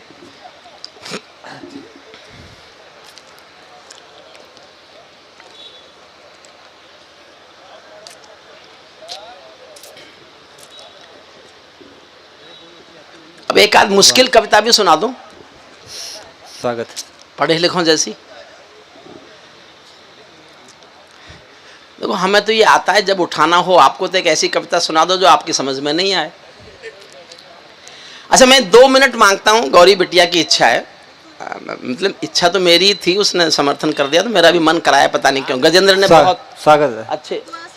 भाई आप गजेंद्र यहाँ आओ, आगे 2 कुर्सियां ले लो, खाली पड़ी हैं, और मेरे पास आ जाओ। प्रख्या, तू भी आगे आ जा, यहाँ आ जाओ, आगे आ जाओ। 2 खाली कुर्सी दे दीजिए। 2 यहाँ मेरे साथ आगे बैठ जाओ, आगे बैठ जाओ तीनों। पता नहीं चलता ना पीछे तुम ताली बजा रहे हो कि नहीं बजा रहे। नहीं कोई नहीं यार, इन पे बैठ जाओ। राजकुमार जी को वहीं बैठा रहने दो, या एक कुर्सी राजकुमार जी को इधर दे दो। राजकुमार जी ठीक है। नहीं, हम चाहते थे सोफे को भी थोड़ा सांस मिल जाए।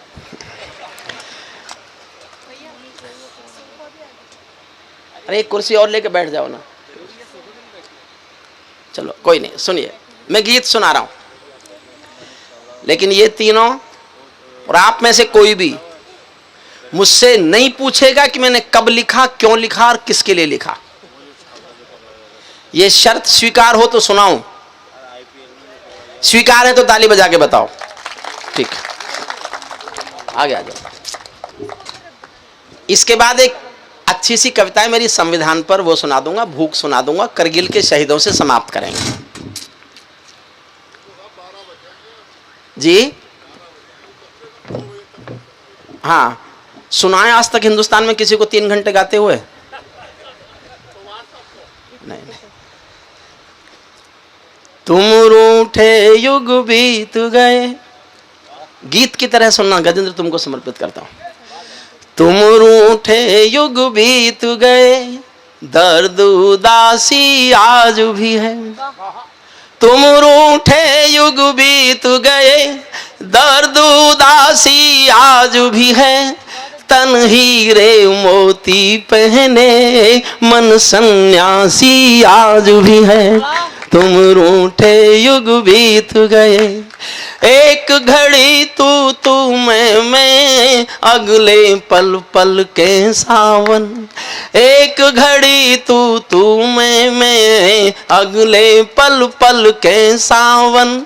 रोज गिले शिकवे करता एक अनु आता है, फिर वो क्यों खो जाता है। इसी खोज में गौतम सा, इसी खोज में गौतम सा मन बनवासी आज भी है। तन हीरे मोती पे, अंतिम लाइन सुनना, तन हीरे मोती पहने मन सन्यासी आज भी है। जिस ज्वाला की भेंट चढ़ी बची कोई उम्मीद नहीं, अब वो आग नहीं दिखे, ऐसी कोई नींद नहीं, सपनों में भी जलने का मन अभ्यासी आज भी है, तन हीरे मोती पहने मन। आपसे ज्यादा धैर्यवान श्रोता मैंने दुनिया में नहीं देखे। मैंने ये गीत केवल इसलिए सुनाया मैं आपके धैर्य की परीक्षा लूं कि आप कितने धैर्यवान हैं। पास मुझे अब ये शक हुआ कि आप यहां इसलिए बैठे हैं कि आपका संकट ये है कि इस समय जाएं कहां। सुनिए, मैं एक संविधान पर कविता सुनाता। हुजूर वापस आ जाओ, मणिपुर में मंत्री बनवा दूंगा आप जो उठेगा। देखिए, मैंने 20-22 साल संविधान पढ़ाया। मैंने इसलिए कविता लिखी, जब मैं संविधान पढ़ा के घर लौटता था तो मैं रोज ये सोचता था कि किताब में जो लिखा है वो तो देश में नहीं होता, और जो देश में हो रहा है वो इस किताब में कहीं नहीं लिखा। तुमने सुनी है? नहीं। तो मैं रोज दुखी होता था, पढ़ाता भी था वो जो किताब में लिखा है, पढ़ाई जाता था लेकिन दुखी होता था। तो एक दिन सपने में संविधान आया और संविधान ने मुझसे कहा, बहुत दुखी है कवि बनका, बहुत दुखी हूं, पढ़ा कुछ रहा हूं, हो कुछ रहा है। बोले तुमने कभी मेरे बारे में सोचा, मेरी पीड़ा के बारे में सोचा, मुझे हिंदुस्तान की सियासत ने कितने कांटे दिए, कभी इस बारे में सोचा? तो मेरी पूरी कविता भारत के संविधान का बयान है। मैं कहीं नहीं बोलता, समझने के लिए बस इतनी एक लाइन समझ लो कि यह भारत का संविधान बोल रहा है, अपने आंसू रो रहा है, अपनी चीख, अपना क्रंदन, अपना दर्द गा रहा है। यह बता रहा है कि मेरे साथ जो सियासत ने सलूक किया यह उसकी एक व्यथा कथा है। थोड़ी सी मुश्किल कविता है लेकिन ऐसा नहीं कि समझ में नहीं आए। सुनिएगा, मैं भारत का संविधान हूं, लाल किले से बोल रहा हूं। किसी ने कहा लाल किले से क्यों बोला? मैंने कहा संविधान में कोई बोलने ही नहीं दे रहा था। संसद में वॉकआउट चल रहा था तो मैं लाल किले की ओर फूट लिया, तो मैं वहां से बोल लिया। मौन मत बैठना, कोशिश करूंगा। मैंने बहुत सहज बनाने की कोशिश की है कविता। मैं गांव का आदमी हूं, किसान का बेटा हूं। कभी कभी मेरे गांव के लोग कहते हैं तो क्या गाता बकता फिरता है, और सच मानो मैं आज आपसे शेयर कर रहा हूं। मेरे चाचा जी ये कहते थे भाई तुझे पैसे मिलते होंगे थोड़े बहुत गाने बजाने के। मैंने कहा जी हाँ मिलते हैं। बोले ये काम अच्छा नहीं है, ये तो हमारे गांव में भी आते हैं गा के मांगने वाले वो मुझे आज तक वही समझते हैं और मैं भी खुद भी सचमुच वही समझता हूं, और इसके सिवा हूं भी क्या। सुनिए मन से कविता सुनिए। मैं भारत का संविधान हूं, लाल किले से बोल रहा हूं, मेरा अंतर मन घायल है, दिल की गांठें खोल रहा हूं। थोड़ा सा दिमाग लगाना पड़ेगा। मैं भारत का संविधान हूं, लाल किले से बोल रहा हूं, मेरा अंतर मन घायल है, दिल की गांठें खोल रहा हूं। मैं शक्ति का अमर गर्व हूं, आजादी का विजय पर्व हूं, पहले राष्ट्रपति का गुण हूं, बाबा भीमराव का मन हूं। मैं बलिदानों का चंदन हूं, कर्तव्यों का अभिनंदन हूं, लोकतंत्र का उद्बोधन हूं, अधिकारों का संबोधन हूं। मैं आचरणों का लेखा हूं, कानूनी लक्ष्मण रेखा हूं। कभी कभी मैं रामायण हूं, कभी कभी गीता होता हूं। कभी कभी मैं रामायण हूं, कभी कभी गीता होता हूं। रावण वध पर हंस लेता हूं, दुर्योधन हट पर रोता हूं। मैं भारत का संविधान हूं, इतनी तालियों से काम चल जाएगा। मैं भारत का संविधान हूं, लाल किले से बोल रहा हूं, मेरे वादे समता क्या था मुझमें और बनाया क्या। मेरे वादे समता के हैं, दीन दुखी से ममता के हैं, कोई भूखा नहीं रहेगा, कोई आंसू नहीं बहेगा। जहां दिल में तीर सा चुभे तालियां उठा देना, मैं मुझे गलतफहमी हो जाएगी कि मेरी बात समझी जा रही है।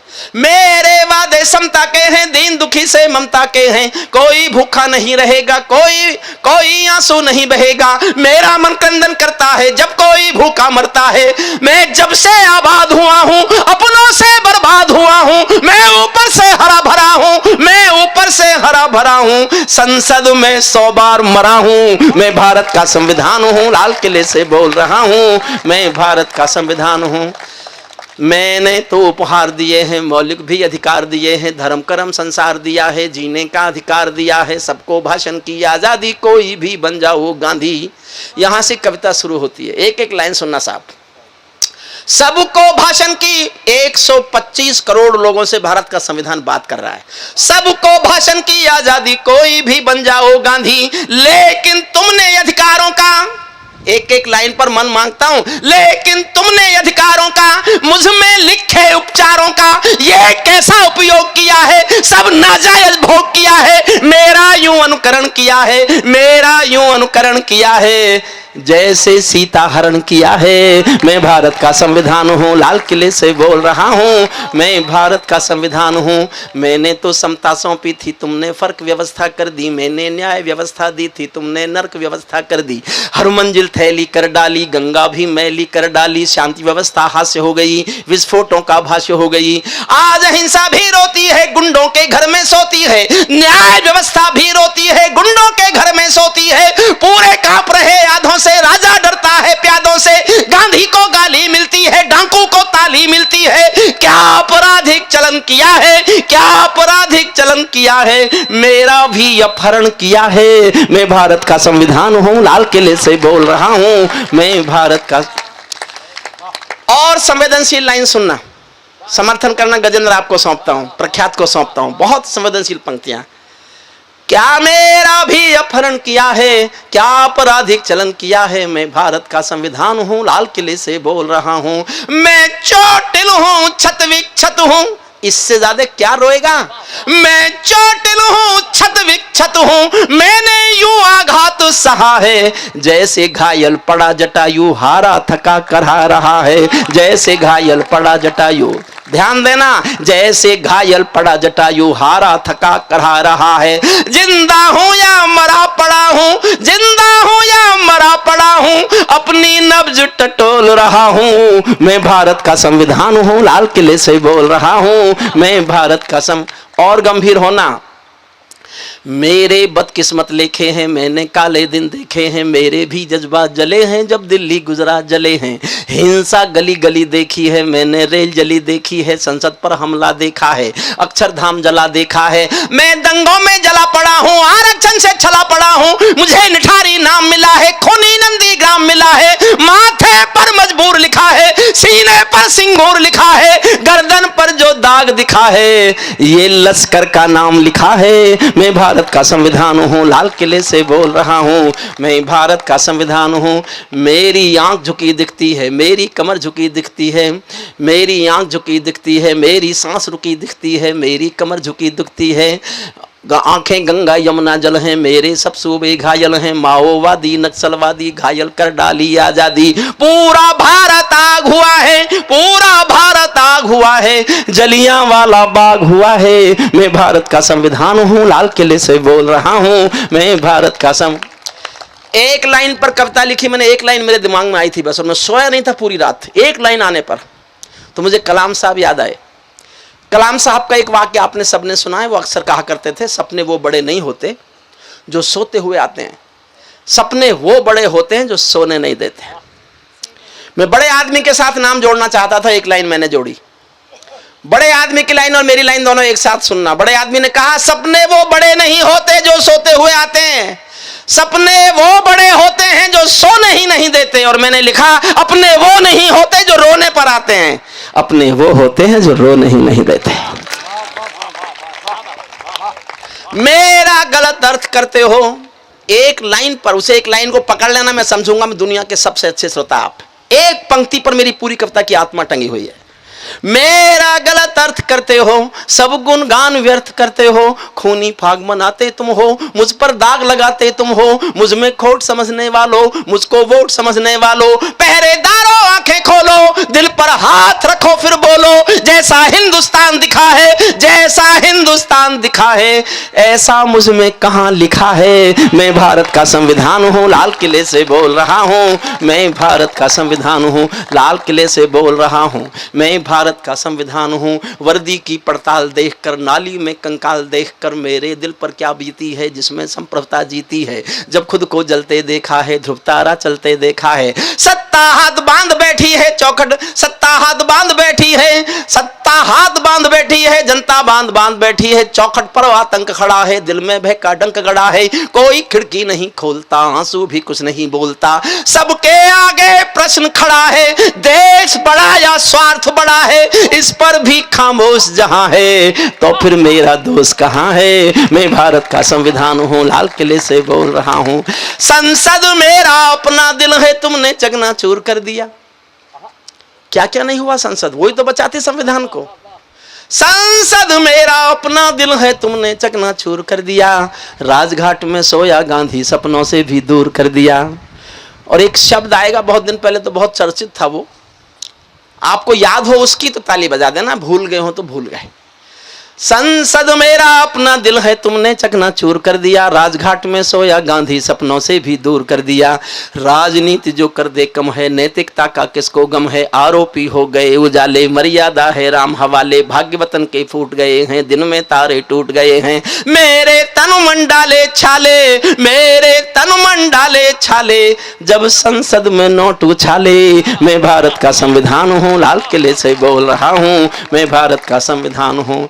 मेरा सड़कों से संसद तक चीरहरण जैसा होता है। अगली पंक्ति बहुत मन से सुनना। मेरा संसद से सड़कों तक चीरहरण जैसा होता है। चक्र सुदर्शनधारी बोलो क्या कलयुग ऐसा होता है। चक्र सुदर्शनधारी बोलो क्या कलयुग ऐसा होता है। मुझे तवायफ के कोठे की एक झंकार बना डाला है। वोटों के बदले नोटों का एक दरबार बना डाला है। जिस पर गुंडे थूक रहे हैं, जिस पर गुंडे थूक रहे हैं। ये उत्तर भारत जो ये हवा कहां से आई, आंधी है तो जोर से क्यों नहीं आई। जिस पर गुंडे थूक रहे हैं, जिस पर गुंडे थूक रहे हैं, ऐसा ताज बना बैठा हूं। किसी ठाकरे का दिल्ली में मैं मोहताज बना बैठा हूं। किसी ठाकरे की धमकी का मैं मोहताज बना बैठा हूं। मेरे तन में अपमानों के भाले। अंतिम पंक्तियां सुनना, और जो शुद्ध कविता सुनना चाहते हैं फिर मैं गजेंद्र को सौंपता हूं। वो श्रेष्ठ गीतकार है, उसके शिल्प को मैंने ओज में शिल्प लाने की कोशिश की है। सुनना। मेरे तन में अपमानों के भाले ऐसे गड़े हुए हैं, जैसे सरसैया के ऊपर भीष्म पितामह पड़े हुए हैं। जैसे सरसैया के ऊपर भीष्म पितामह पड़े हुए हैं। मुझको धष्ट राष्ट्र के मन का गोरख धंधा बना दिया है। पट्टी बांधे माँ गंधारी जैसा अंधा बना दिया है। पट्टी बांधे माँ गंधारी जैसा अंधा बना दिया है। पट्टी बांधे माँ गंधारी जैसा अंधा बना दिया है। छोटे कद के अवतारों ने मुझको बौना समझ लिया है। अपनी अपनी खुदगर्जी के लिए खिलौना समझ लिया है। मैं लोहू में लथपथ होकर, अंतिम पंक्तियां, मैं लोहू में लथपथ होकर, मैं लोहू में लथपथ होकर जनपथ हर पथ डोल रहा हूं। शायद नया खून जागेगा, इसीलिए मैं खोल रहा हूं। मैं भारत का संविधान हूं, लाल किले से बोल रहा हूं। मैं कब जाओगे भाई घर आप लोग।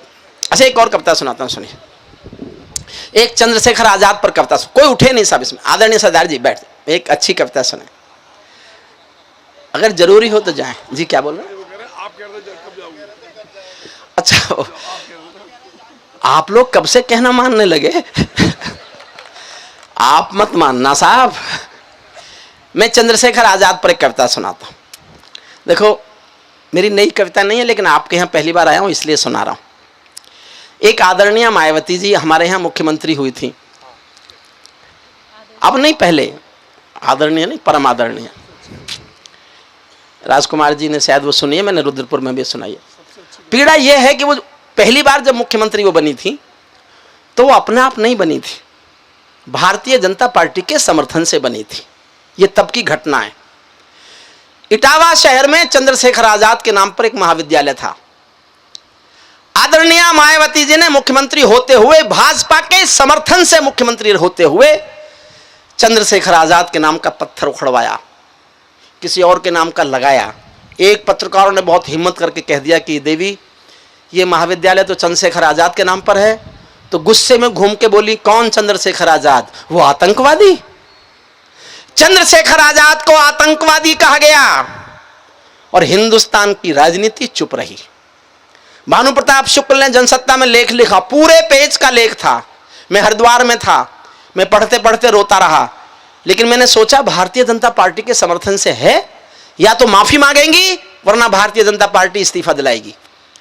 कुछ भी नहीं हुआ, चर्चा ही नहीं हुई। मैं उन दिनों वाजपेयी साहब से मिलता था, अडवाणी जी से मिल लेता था। मैं दोनों के पास गया कि आपके समर्थन से कोई मुख्यमंत्री चंद्रशेखर आजाद को आतंकवादी बताएगा?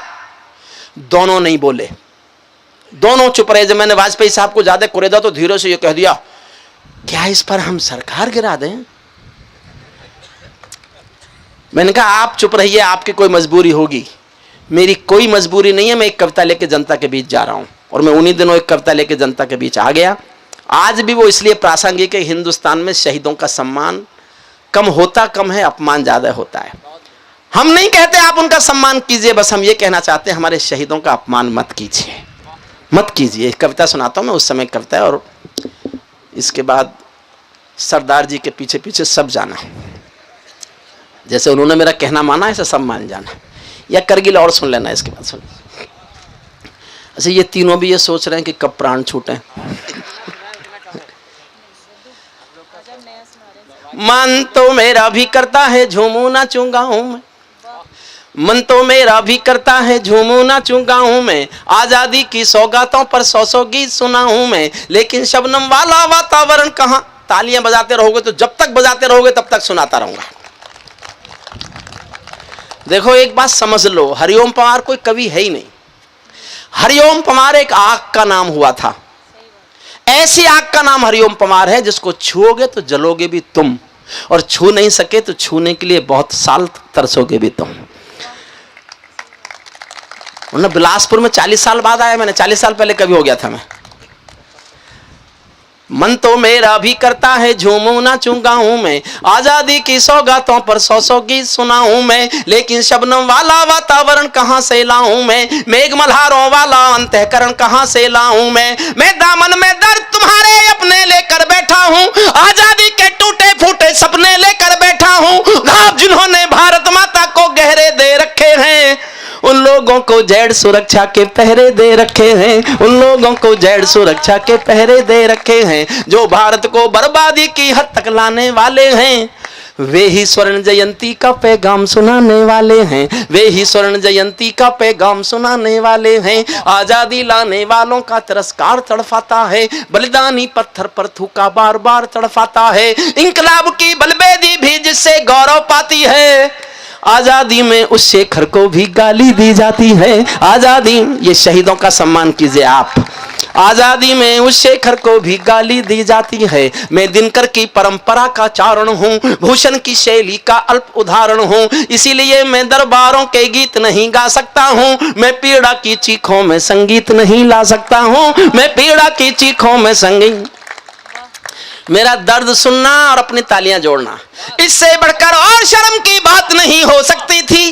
पत्थर बदल दिया, कोई मुख्यमंत्री चंद्रशेखर आजाद के नाम का पत्थर बदल दे, इससे बढ़कर और शर्म की बात नहीं हो सकती थी। आजादी के परवानों पर घात नहीं हो सकती थी, कोई बलिदानी शेखर को आतंकी कह जाता है, पत्थर पर से नाम हटाकर कुर्सी पर रह जाता है, पत्थर पर से नाम हटाकर कुर्सी पर रह जाता है। गाली की भी कोई सीमा है, कोई मर्यादा है, ये घटना तो देशद्रोह की परिभाषा से ज्यादा है। मेरी आंखों में पानी है, सीने में चिंगारी है, राजनीति ने कुर्बानी के दिल पर ठोकर मारी है। सारे वतन पुरोधा चुप थे, कोई कहीं नहीं बोला। मेरी पीड़ा यह है, सियासत में किसी ने बयान नहीं दिया क्योंकि किसी का वोट बैंक से मतलब नहीं था, लेकिन मैंने कल्पना यह की कि जिन शहीदों ने आकाश में सुना होगा कि आज एक हमारे साथी को आतंकवादी कहा जा रहा है, उन पर क्या गुजरी होगी। इस सौंदर्य को जीना मेरे साथ। इस कविता का यही सौंदर्य है कि उन शहीदों की आत्मा पर क्या गुजरी होगी। वो कहीं सुन रहे होंगे कि आज उत्तर प्रदेश में जिनके लिए हम शहीद हुए उनको सरकार में बैठे लोग, राजनीति पर बैठे लोग, मुख्यमंत्री की कुर्सी पर बैठे लोग आतंकवादी बता रहे हैं। तब सुनना, सारे वतन पुरोधा चुप थे, कोई कहीं नहीं बोला, लेकिन कोई ये ना समझे कोई खून नहीं खोला। सुनकर बलिदानी बेटों का धीरज डोल गया होगा, मंगल पांडे फिर शोणित की भाषा बोल गया होगा, मंगल पांडे फिर शोणित की भाषा बोल गया होगा। सुनकर हिंद महासागर की लहरें तड़प गई होंगी, शायद बिस्मिल की गजलों की बहरें तड़प गई होंगी, नील गगन में कोई पुच्छल तारा टूट गया होगा, अशफाकुल्ला की आंखों में लावा फूट गया होगा, अशफाकुल्ला की आंखों में लावा फूट गया होगा। भारत मां पर मरने वाला टोला भी रोया होगा, आजादी का रंग बसंती चोला भी रोया होगा, चुपके चुपके रोया होगा संगम तीरथ का पानी, आंसू आंसू रोई होगी धरती की चुनरदा। फिर प्यार चाहता हूं आपका, चुपके चुपके रोया होगा संगम तीरथ का पानी, आंसू आंसू रोई होगी धरती की चुनरधानी, एक समंदर रोई होगी भगत सिंह की कुर्बानी। क्या ये ही सुनने की खातिर फांसी झूले सेनानी, क्या ये ही सुनने की खातिर फांसी झूले।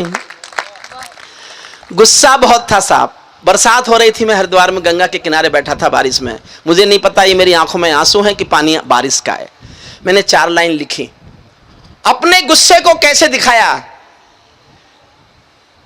गुरु गोविंद जी के बेटे बैठे हैं, उनसे ज्यादा बहादुर कौम में किसी को मानता नहीं, उनके सामने पढ़ रहा हूं। अगर आपको लगे मुझे गुस्सा दिखाने का हक था तो मुझे बहुत प्यार दे के भेजना यहां से।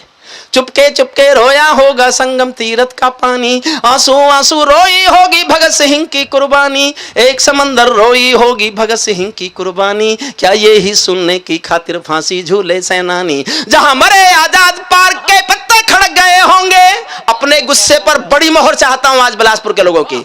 जहां मरे आजाद पार्क के पत्ते खड़क गए होंगे, कहीं स्वर्ग में शेखर जी के बाजू फड़क गए होंगे, शायद पल दो पल को उनकी निंदिया भाग गई होगी, फिर पिस्तौल उठा लेने की इच्छा जाग गई होगी, फिर पिस्तौल उठा लेने की इच्छा,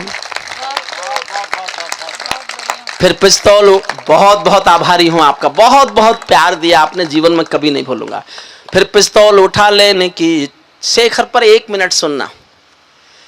जब मैंने कविता लिखनी शुरू की तो मैंने पढ़ा उनके बारे में, बहुत बातें आप सब जानते हो, लेकिन 2 बातें वो बता रहा हूं जो आप नहीं जानते।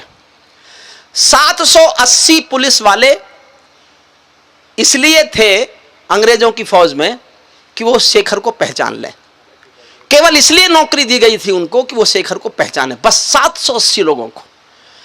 और साहब उनको पढ़ते पढ़ते एक वाक्य मैंने ऐसा पढ़ा जैसा दुनिया में किसी क्रांतिकारी के जीवन में पढ़ने को नहीं मिलता। गरीब माँ बाप का बेटा था चंद्रशेखर आजाद, इकलौता था, कोई भाई बहन नहीं था। मध्य प्रदेश में झाबुआ जिले में भावरा गांव में रहते थे उनके माता पिता। वो खजाने लूटते थे सरकारी आजादी के आंदोलन के लिए। वो पैसा जिस संदूक में होता था उसकी चाबी चंद्रशेखर आजाद के पास रहती थी। एक बार उनकी गांव के कुछ लोग आए और आके कहा, तुम जानते हो आजाद, तुम्हारे माँ बाप के पास खाने को रोटी नहीं है, भूखे मरने की नौबत है, कम से कम इस संदूक में तो इतना पैसा घर भेजो कि तुम्हारे माँ बाप रोटी तो खा लें। तो चंद्रशेखर आजाद 2 वाक्य बोले, एक आंख में आंसू भरकर, एक आंख लाल करके। आंसू भरकर तो ये कहा, क्या माँ बाप सिर्फ मेरे हैं और क्रांतिकारियों के नहीं है। और दूसरा वाक्य आंख लाल करके कहा कि संदूक में से तो 1 पैसा नहीं दूंगा, लेकिन तुम गांव वालों मेरे माँ बाप को रोटी नहीं खिला सको तो आके खबर करना, मैं एक दिन गांव आऊंगा और अपने पिस्तौल की गोली की दोनों के सीने में 1-1 गोली उतार के चलाऊंगा। ये कहा चंद्रशेखर आजाद। उसको राजनीति आतंकवादी बताएगी। तब 1 मिनट सुनना आजाद पर, बस 1 मिनट। शेखर महायज्ञ का नायक गौरव भारत भूखा है, शेखर महायज्ञ का नायक गौरव भारत भूखा है, जिसका भारत की जनता से रिश्ता आज लहू का है, जिसके जीवन के दर्शन ने हिम्मत को परिभाषा दी, जिसकी पिस्टल की गोली ने इंकलाब को भाषा दी, जिसने धरा निकेतन वाली, जिसने धरा गुलामी वाली क्रांति निकेतन कर डाली, आजादी के हवन कुंड में अग्नि चेतन कर डाली, जिसकी छोटी सी आयु भी कई युगों से लंबी है, किसकी छोटी सी आयु भी कई युगों से लंबी है, आजादी का बेटा जिसके कारण त्याग अलौकिक माता के आंगन में था, इकलौता बेटा होकर भी आजादी के रन में था, जिसको खूनी मेहंदी से भी देह रचाना आता था। आजादी का योद्धा केवल चले चबे ना खाता था। अब तो नेता पर्वत सड़कें शहरों को खा जाते हैं और पुलों के शिलान्यास में नहरों को खा जाते हैं। अब तो नेता पर्वत सड़कें शहरों। आजादी के कारण जो गोरों से बहुत लड़ी है जी, शेखर की पिस्तौल किसी तीरथ से बहुत बड़ी है जी, शेखर की पिस्तौल किसी तीरथ से। और मेरे छोटे भाई हैं राजकुमार, बहुत आदर देते हैं, भाजपा के एमएलए हैं। अगर मैंने एक छंद नहीं सुनाया तो वो समझेंगे कि प्रचंड बहुमत यूपी में आ गया, प्रचंड बहुमत दिल्ली में आ गया, इसलिए हरिओम पवार डर गया। और फिर मैं कह रहा हूं मैं कुछ भी हो सकता हूं, डरने वाला तो हो ही नहीं सकता। उसी समय लिखा मैंने, क्योंकि भाजपा के समर्थन से थी, वो अपने आप होती कुछ भी कर लेती। तब के बाद अब पहली बार अब समर्थन मिला है, पहली बार। उस तब के गए हुए भाजपाई अब आए। मैंने तभी लिखा, सुनना साहब, जो भारत माता, ये भी ईमानदारी से सुनना, जो भारत माता की जय के नारे गाने वाले हैं, जो भारत मां, मेरा पीड़ा उसी समय की पीड़ा ये, समर्थन से मुख्यमंत्री और वो कुछ भी कर रही है।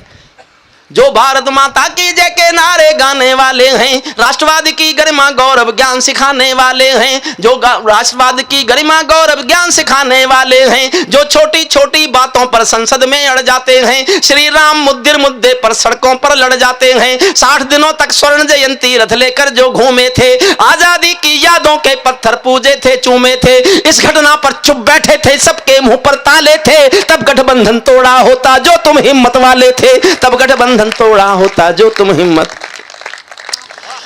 और तालियां चाहता हूं साहब, 2 लाइन और सुनना, और समर्थन चाहता हूं बड़ा। तुम सत्ता में शामिल थे, तब गठबंधन तोड़ा होता, इस घटना पर चुप बैठे थे, सबके मुंह पर ताले थे, तब गठबंधन तोड़ा होता जो तुम हिम्मत वाले थे। तुम सत्ता में शामिल थे, 2 टूक डांट भी सकते थे, तुम सत्ता में शामिल थे, 2 टूक डांट भी सकते थे, जो जीभ शहीदों पर थूके वो जीभ काट भी सकते थे। अंतिम छंद सुनिए साहब, जो सीने पर गोली खाने को आगे बढ़ जाते थे, जो सीने पर गोली खाने को आगे बढ़ जाते थे, भारत माता की जय कहकर फांसी पर चढ़ जाते थे, जिन बेटों ने आजादी के लिए जवानी दे डाली, आजादी के हवन कुंड के लिए कहानी दे डाली, दूर गगन के तारे उनके नाम दिखाई देते हैं, दूर गगन के तारे उनके नाम दिखाई देते हैं, उनके स्मारक भी चारों धाम दिखाई देते हैं, उनके स्मारक भी चारों धाम दिखाई देते हैं। वे देवों की लोकसभा के अंग बने बैठे होंगे, पूछते हैं लोग वो कहां और तुम कहां, तुम बासी अखबारों में और वो देवलोक में।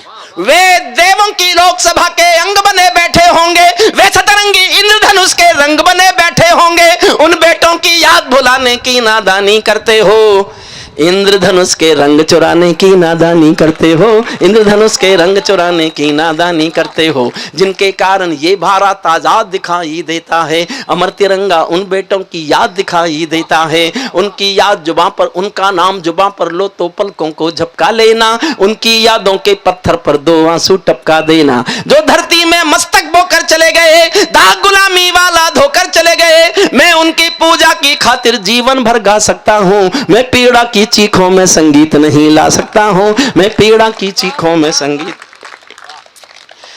एक छोटी कविता और सुनाता हूं करगिल पर, बहुत हो गया आदरणीय, बैठ जाओ बैठ जाओ बैठ जाओ बैठ जाओ, बैठ जाओ।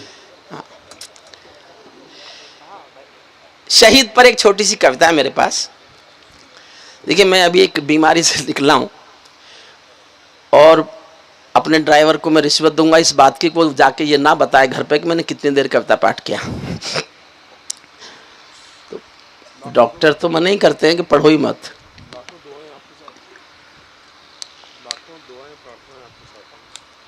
बिल्कुल साहब, राजकुमार जी आप विश्वास कीजिए, जिन दिनों में बहुत संक्रमण काल में था, जीवन मौत के बीच था, मुझे होश नहीं था, डॉक्टर कह चुके थे कि बच भी सकता है मर भी सकता है, उस समय मुझे सिर्फ हिंदुस्तान में अपने कविता पाठ के समय लोगों की तालियां और जिन गरीब बच्चों को मैं पढ़ाता हूं उनकी दुआएं याद आती थी और मुझे कुछ याद नहीं आता था, मेरे घर का कोई याद नहीं आता था मुझे। मैंने शादी नहीं की, मैं 850 गरीब बच्चे पढ़ाता हूं इस समय।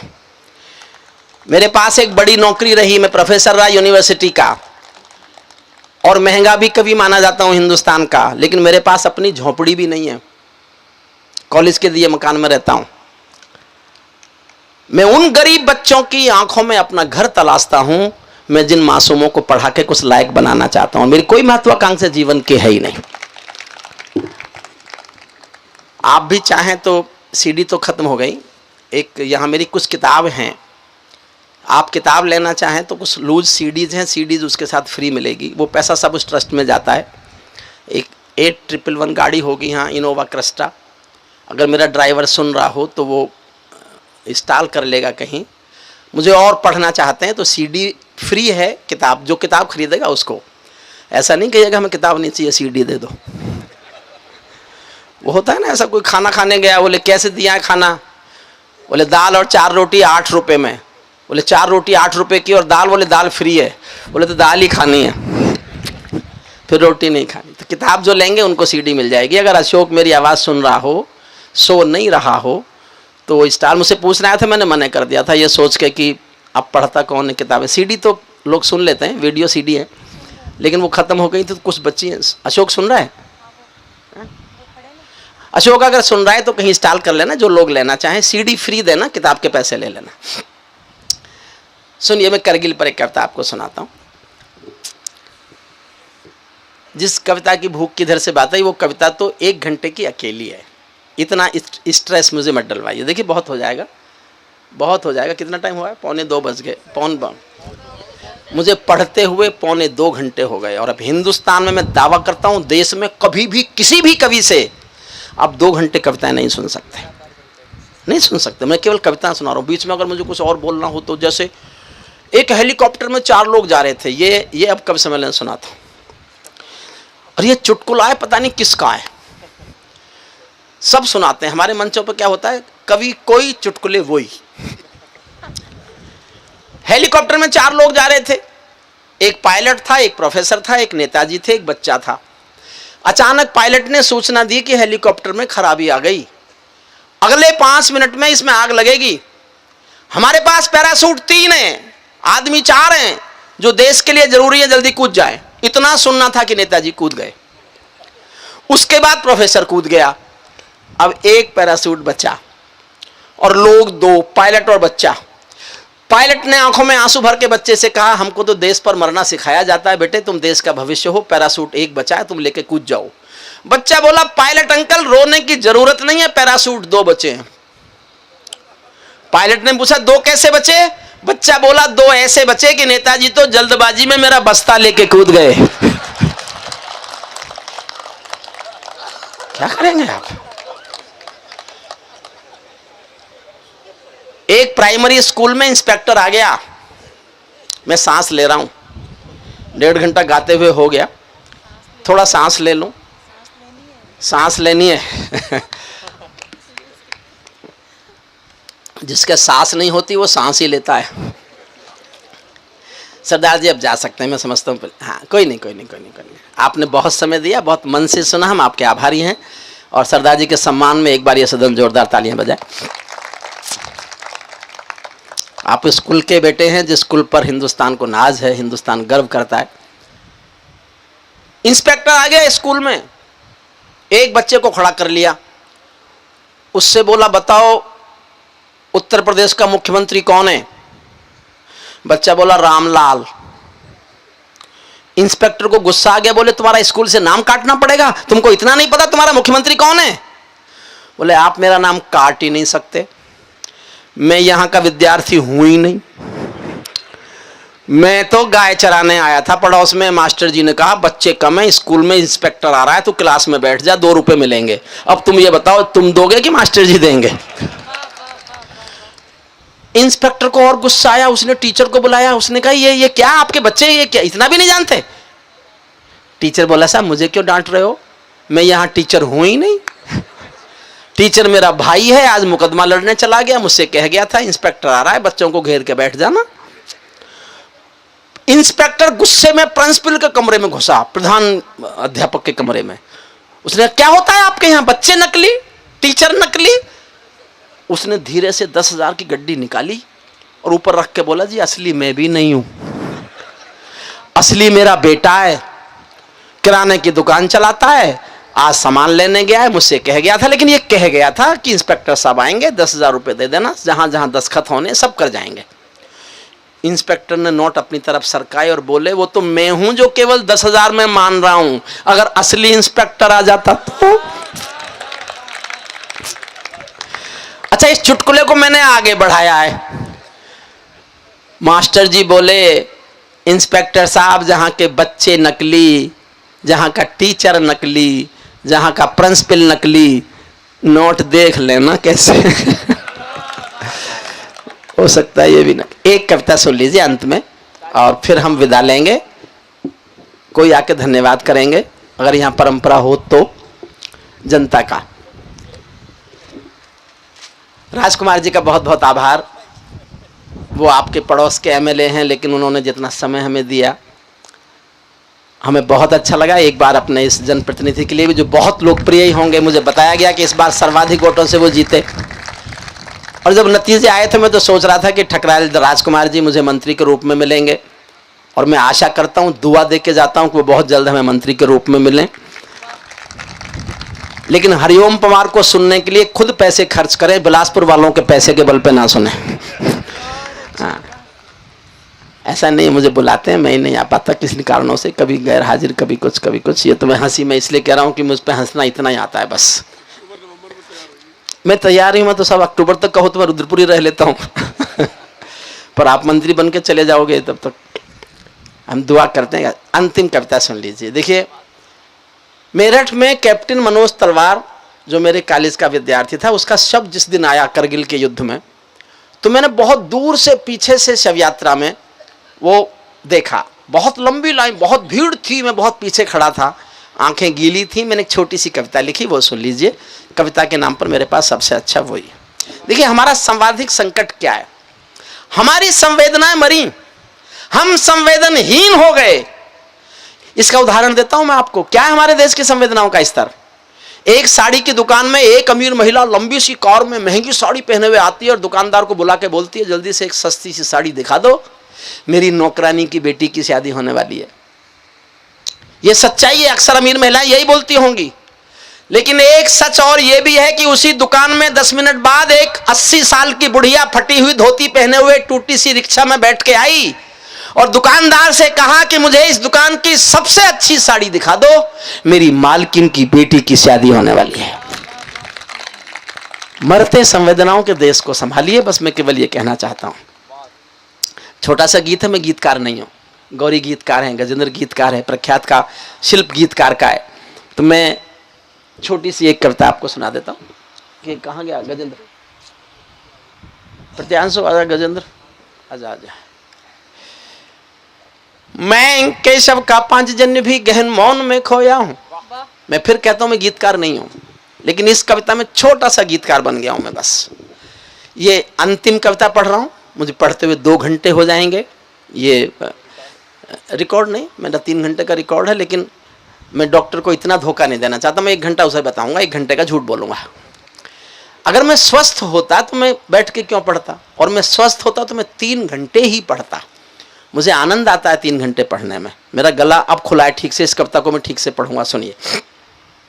मैं केशव का पांचजन्य भी गहन मौन में खोया हूँ, उन बेटों की याद कहानी लिखते लिखते रोया हूँ। उन बेटों की याद कहानी लिखते लिखते रोया हूँ, जिस माथे की कुमकुम बिंदी वापस लौट नहीं पाई। चुटकी झुमके पायल ले गई कुर्बानी की यमराई। कुछ बहनों की राखी जल गई है बर्फीली घाटी में, वेदी के गठबंधन मिल गए हैं करगिल की माटी में। पर्वत पर कितने सिंदूरी सपने दफन हुए होंगे, 20 बसंतों के मधुमासी जीवन हवन हुए होंगे। टूटी चूड़ी धुला महावर रूठा कंगन हाथों का, कोई मोल नहीं दे सकता बासंती जज्बातों का। कोई मोल नहीं दे सकता बासंती जज्बातों का, जो पहले पहले चुंबन के बाद लाम पर चला गया। एक पल का एहसास मेरे साथ जीना, जो पहले पहले। और अपने राजकुमार भाई को समर्पित करता हूं कविता। वो कवियों को बहुत प्यार करने वाले, बहुत बहुत स्नेह करने वाले, बहुत आदर देने वाले, और एक हर साल रुद्रपुर में एक कवि सम्मेलन, बड़ा उत्सव हिंदी कविता का मनाने वाले, जो हिंदी की निष्ठा समर्पण से प्यार करते हैं। वो बहुत बहुत बहुत यश के भागी होते हैं, वो हैं, वो आगे और ज्यादा होंगे। उनको सौंपता हूं सन्ना मन से।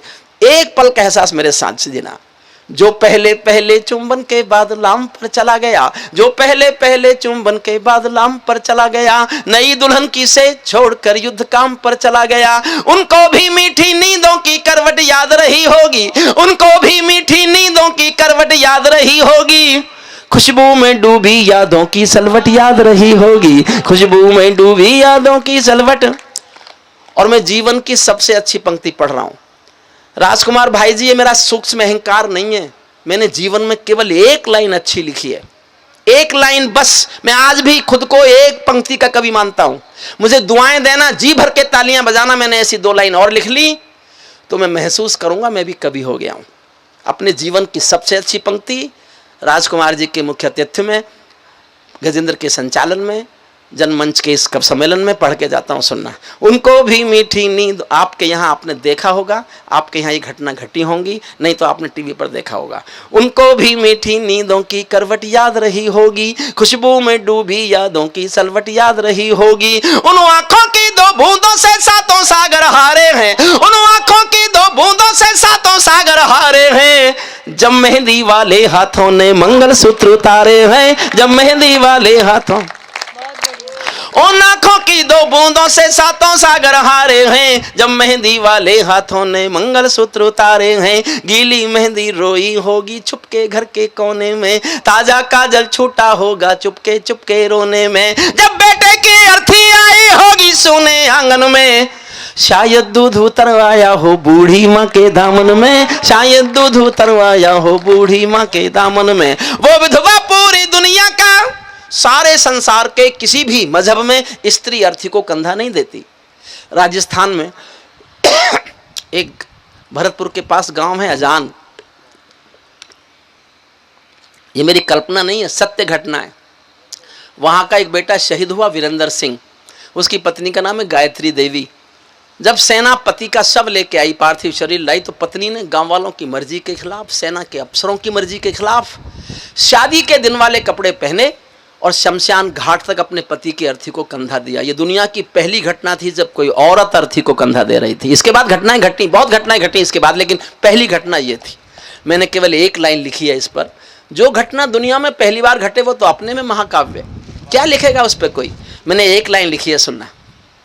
जब बेटे की अर्थी आई होगी सोने आंगन में, शायद दूध उतरवाया हो बूढ़ी माँ के दामन में, वो विधवा पूरी दुनिया का बोझा सर ले सकती है, वो विधवा पूरी दुनिया का बोझा सर ले सकती है, जो अपने पति की अर्थी को भी कंधा दे सकती है, जो अपने पति की अर्थी को भी कंधा दे सकती है। मैं ऐसी हर देवी के चरणों में शीश झुकाता हूँ, इसीलिए मैं कविता को हथियार बना कर गाता हूँ, इसीलिए मैं कविता को हथियार बना कर गाता हूँ। जिन बेटों ने पर्वत काटे हैं अपने नाखूनों से, अंतिम केवल 6 पंक्ति, शौर्य पर, सेना के साहस पर, सेना की बहादुरी पर अंतिम 6 पंक्ति पढ़ता हूं और आप सबसे हाथ जोड़ के विदा लेता हूं।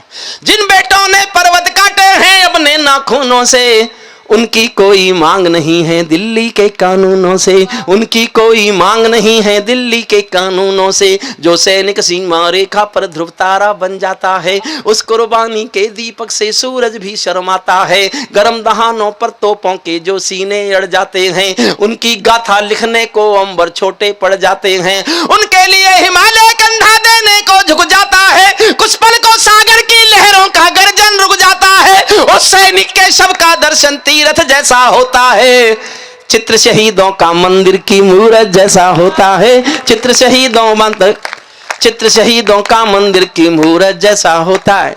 सच्चा है अपना प्यार तो क्या इस जहां का डर, गुल बन के गुलिस्ता वफा में फिर खिलेंगे हम। अब बिछड़ रहे हैं कोई रंज मत करो, फिर बाहर आएंगी तो फिर मिलेंगे हम। सितारों को आंखों में महफूज रख लो, बड़ी दूर तक रात ही रात होगी। मुसाफिर हो तुम भी, मुसाफिर हैं हम भी, किसी मोड़ पर फिर मुलाकात होगी।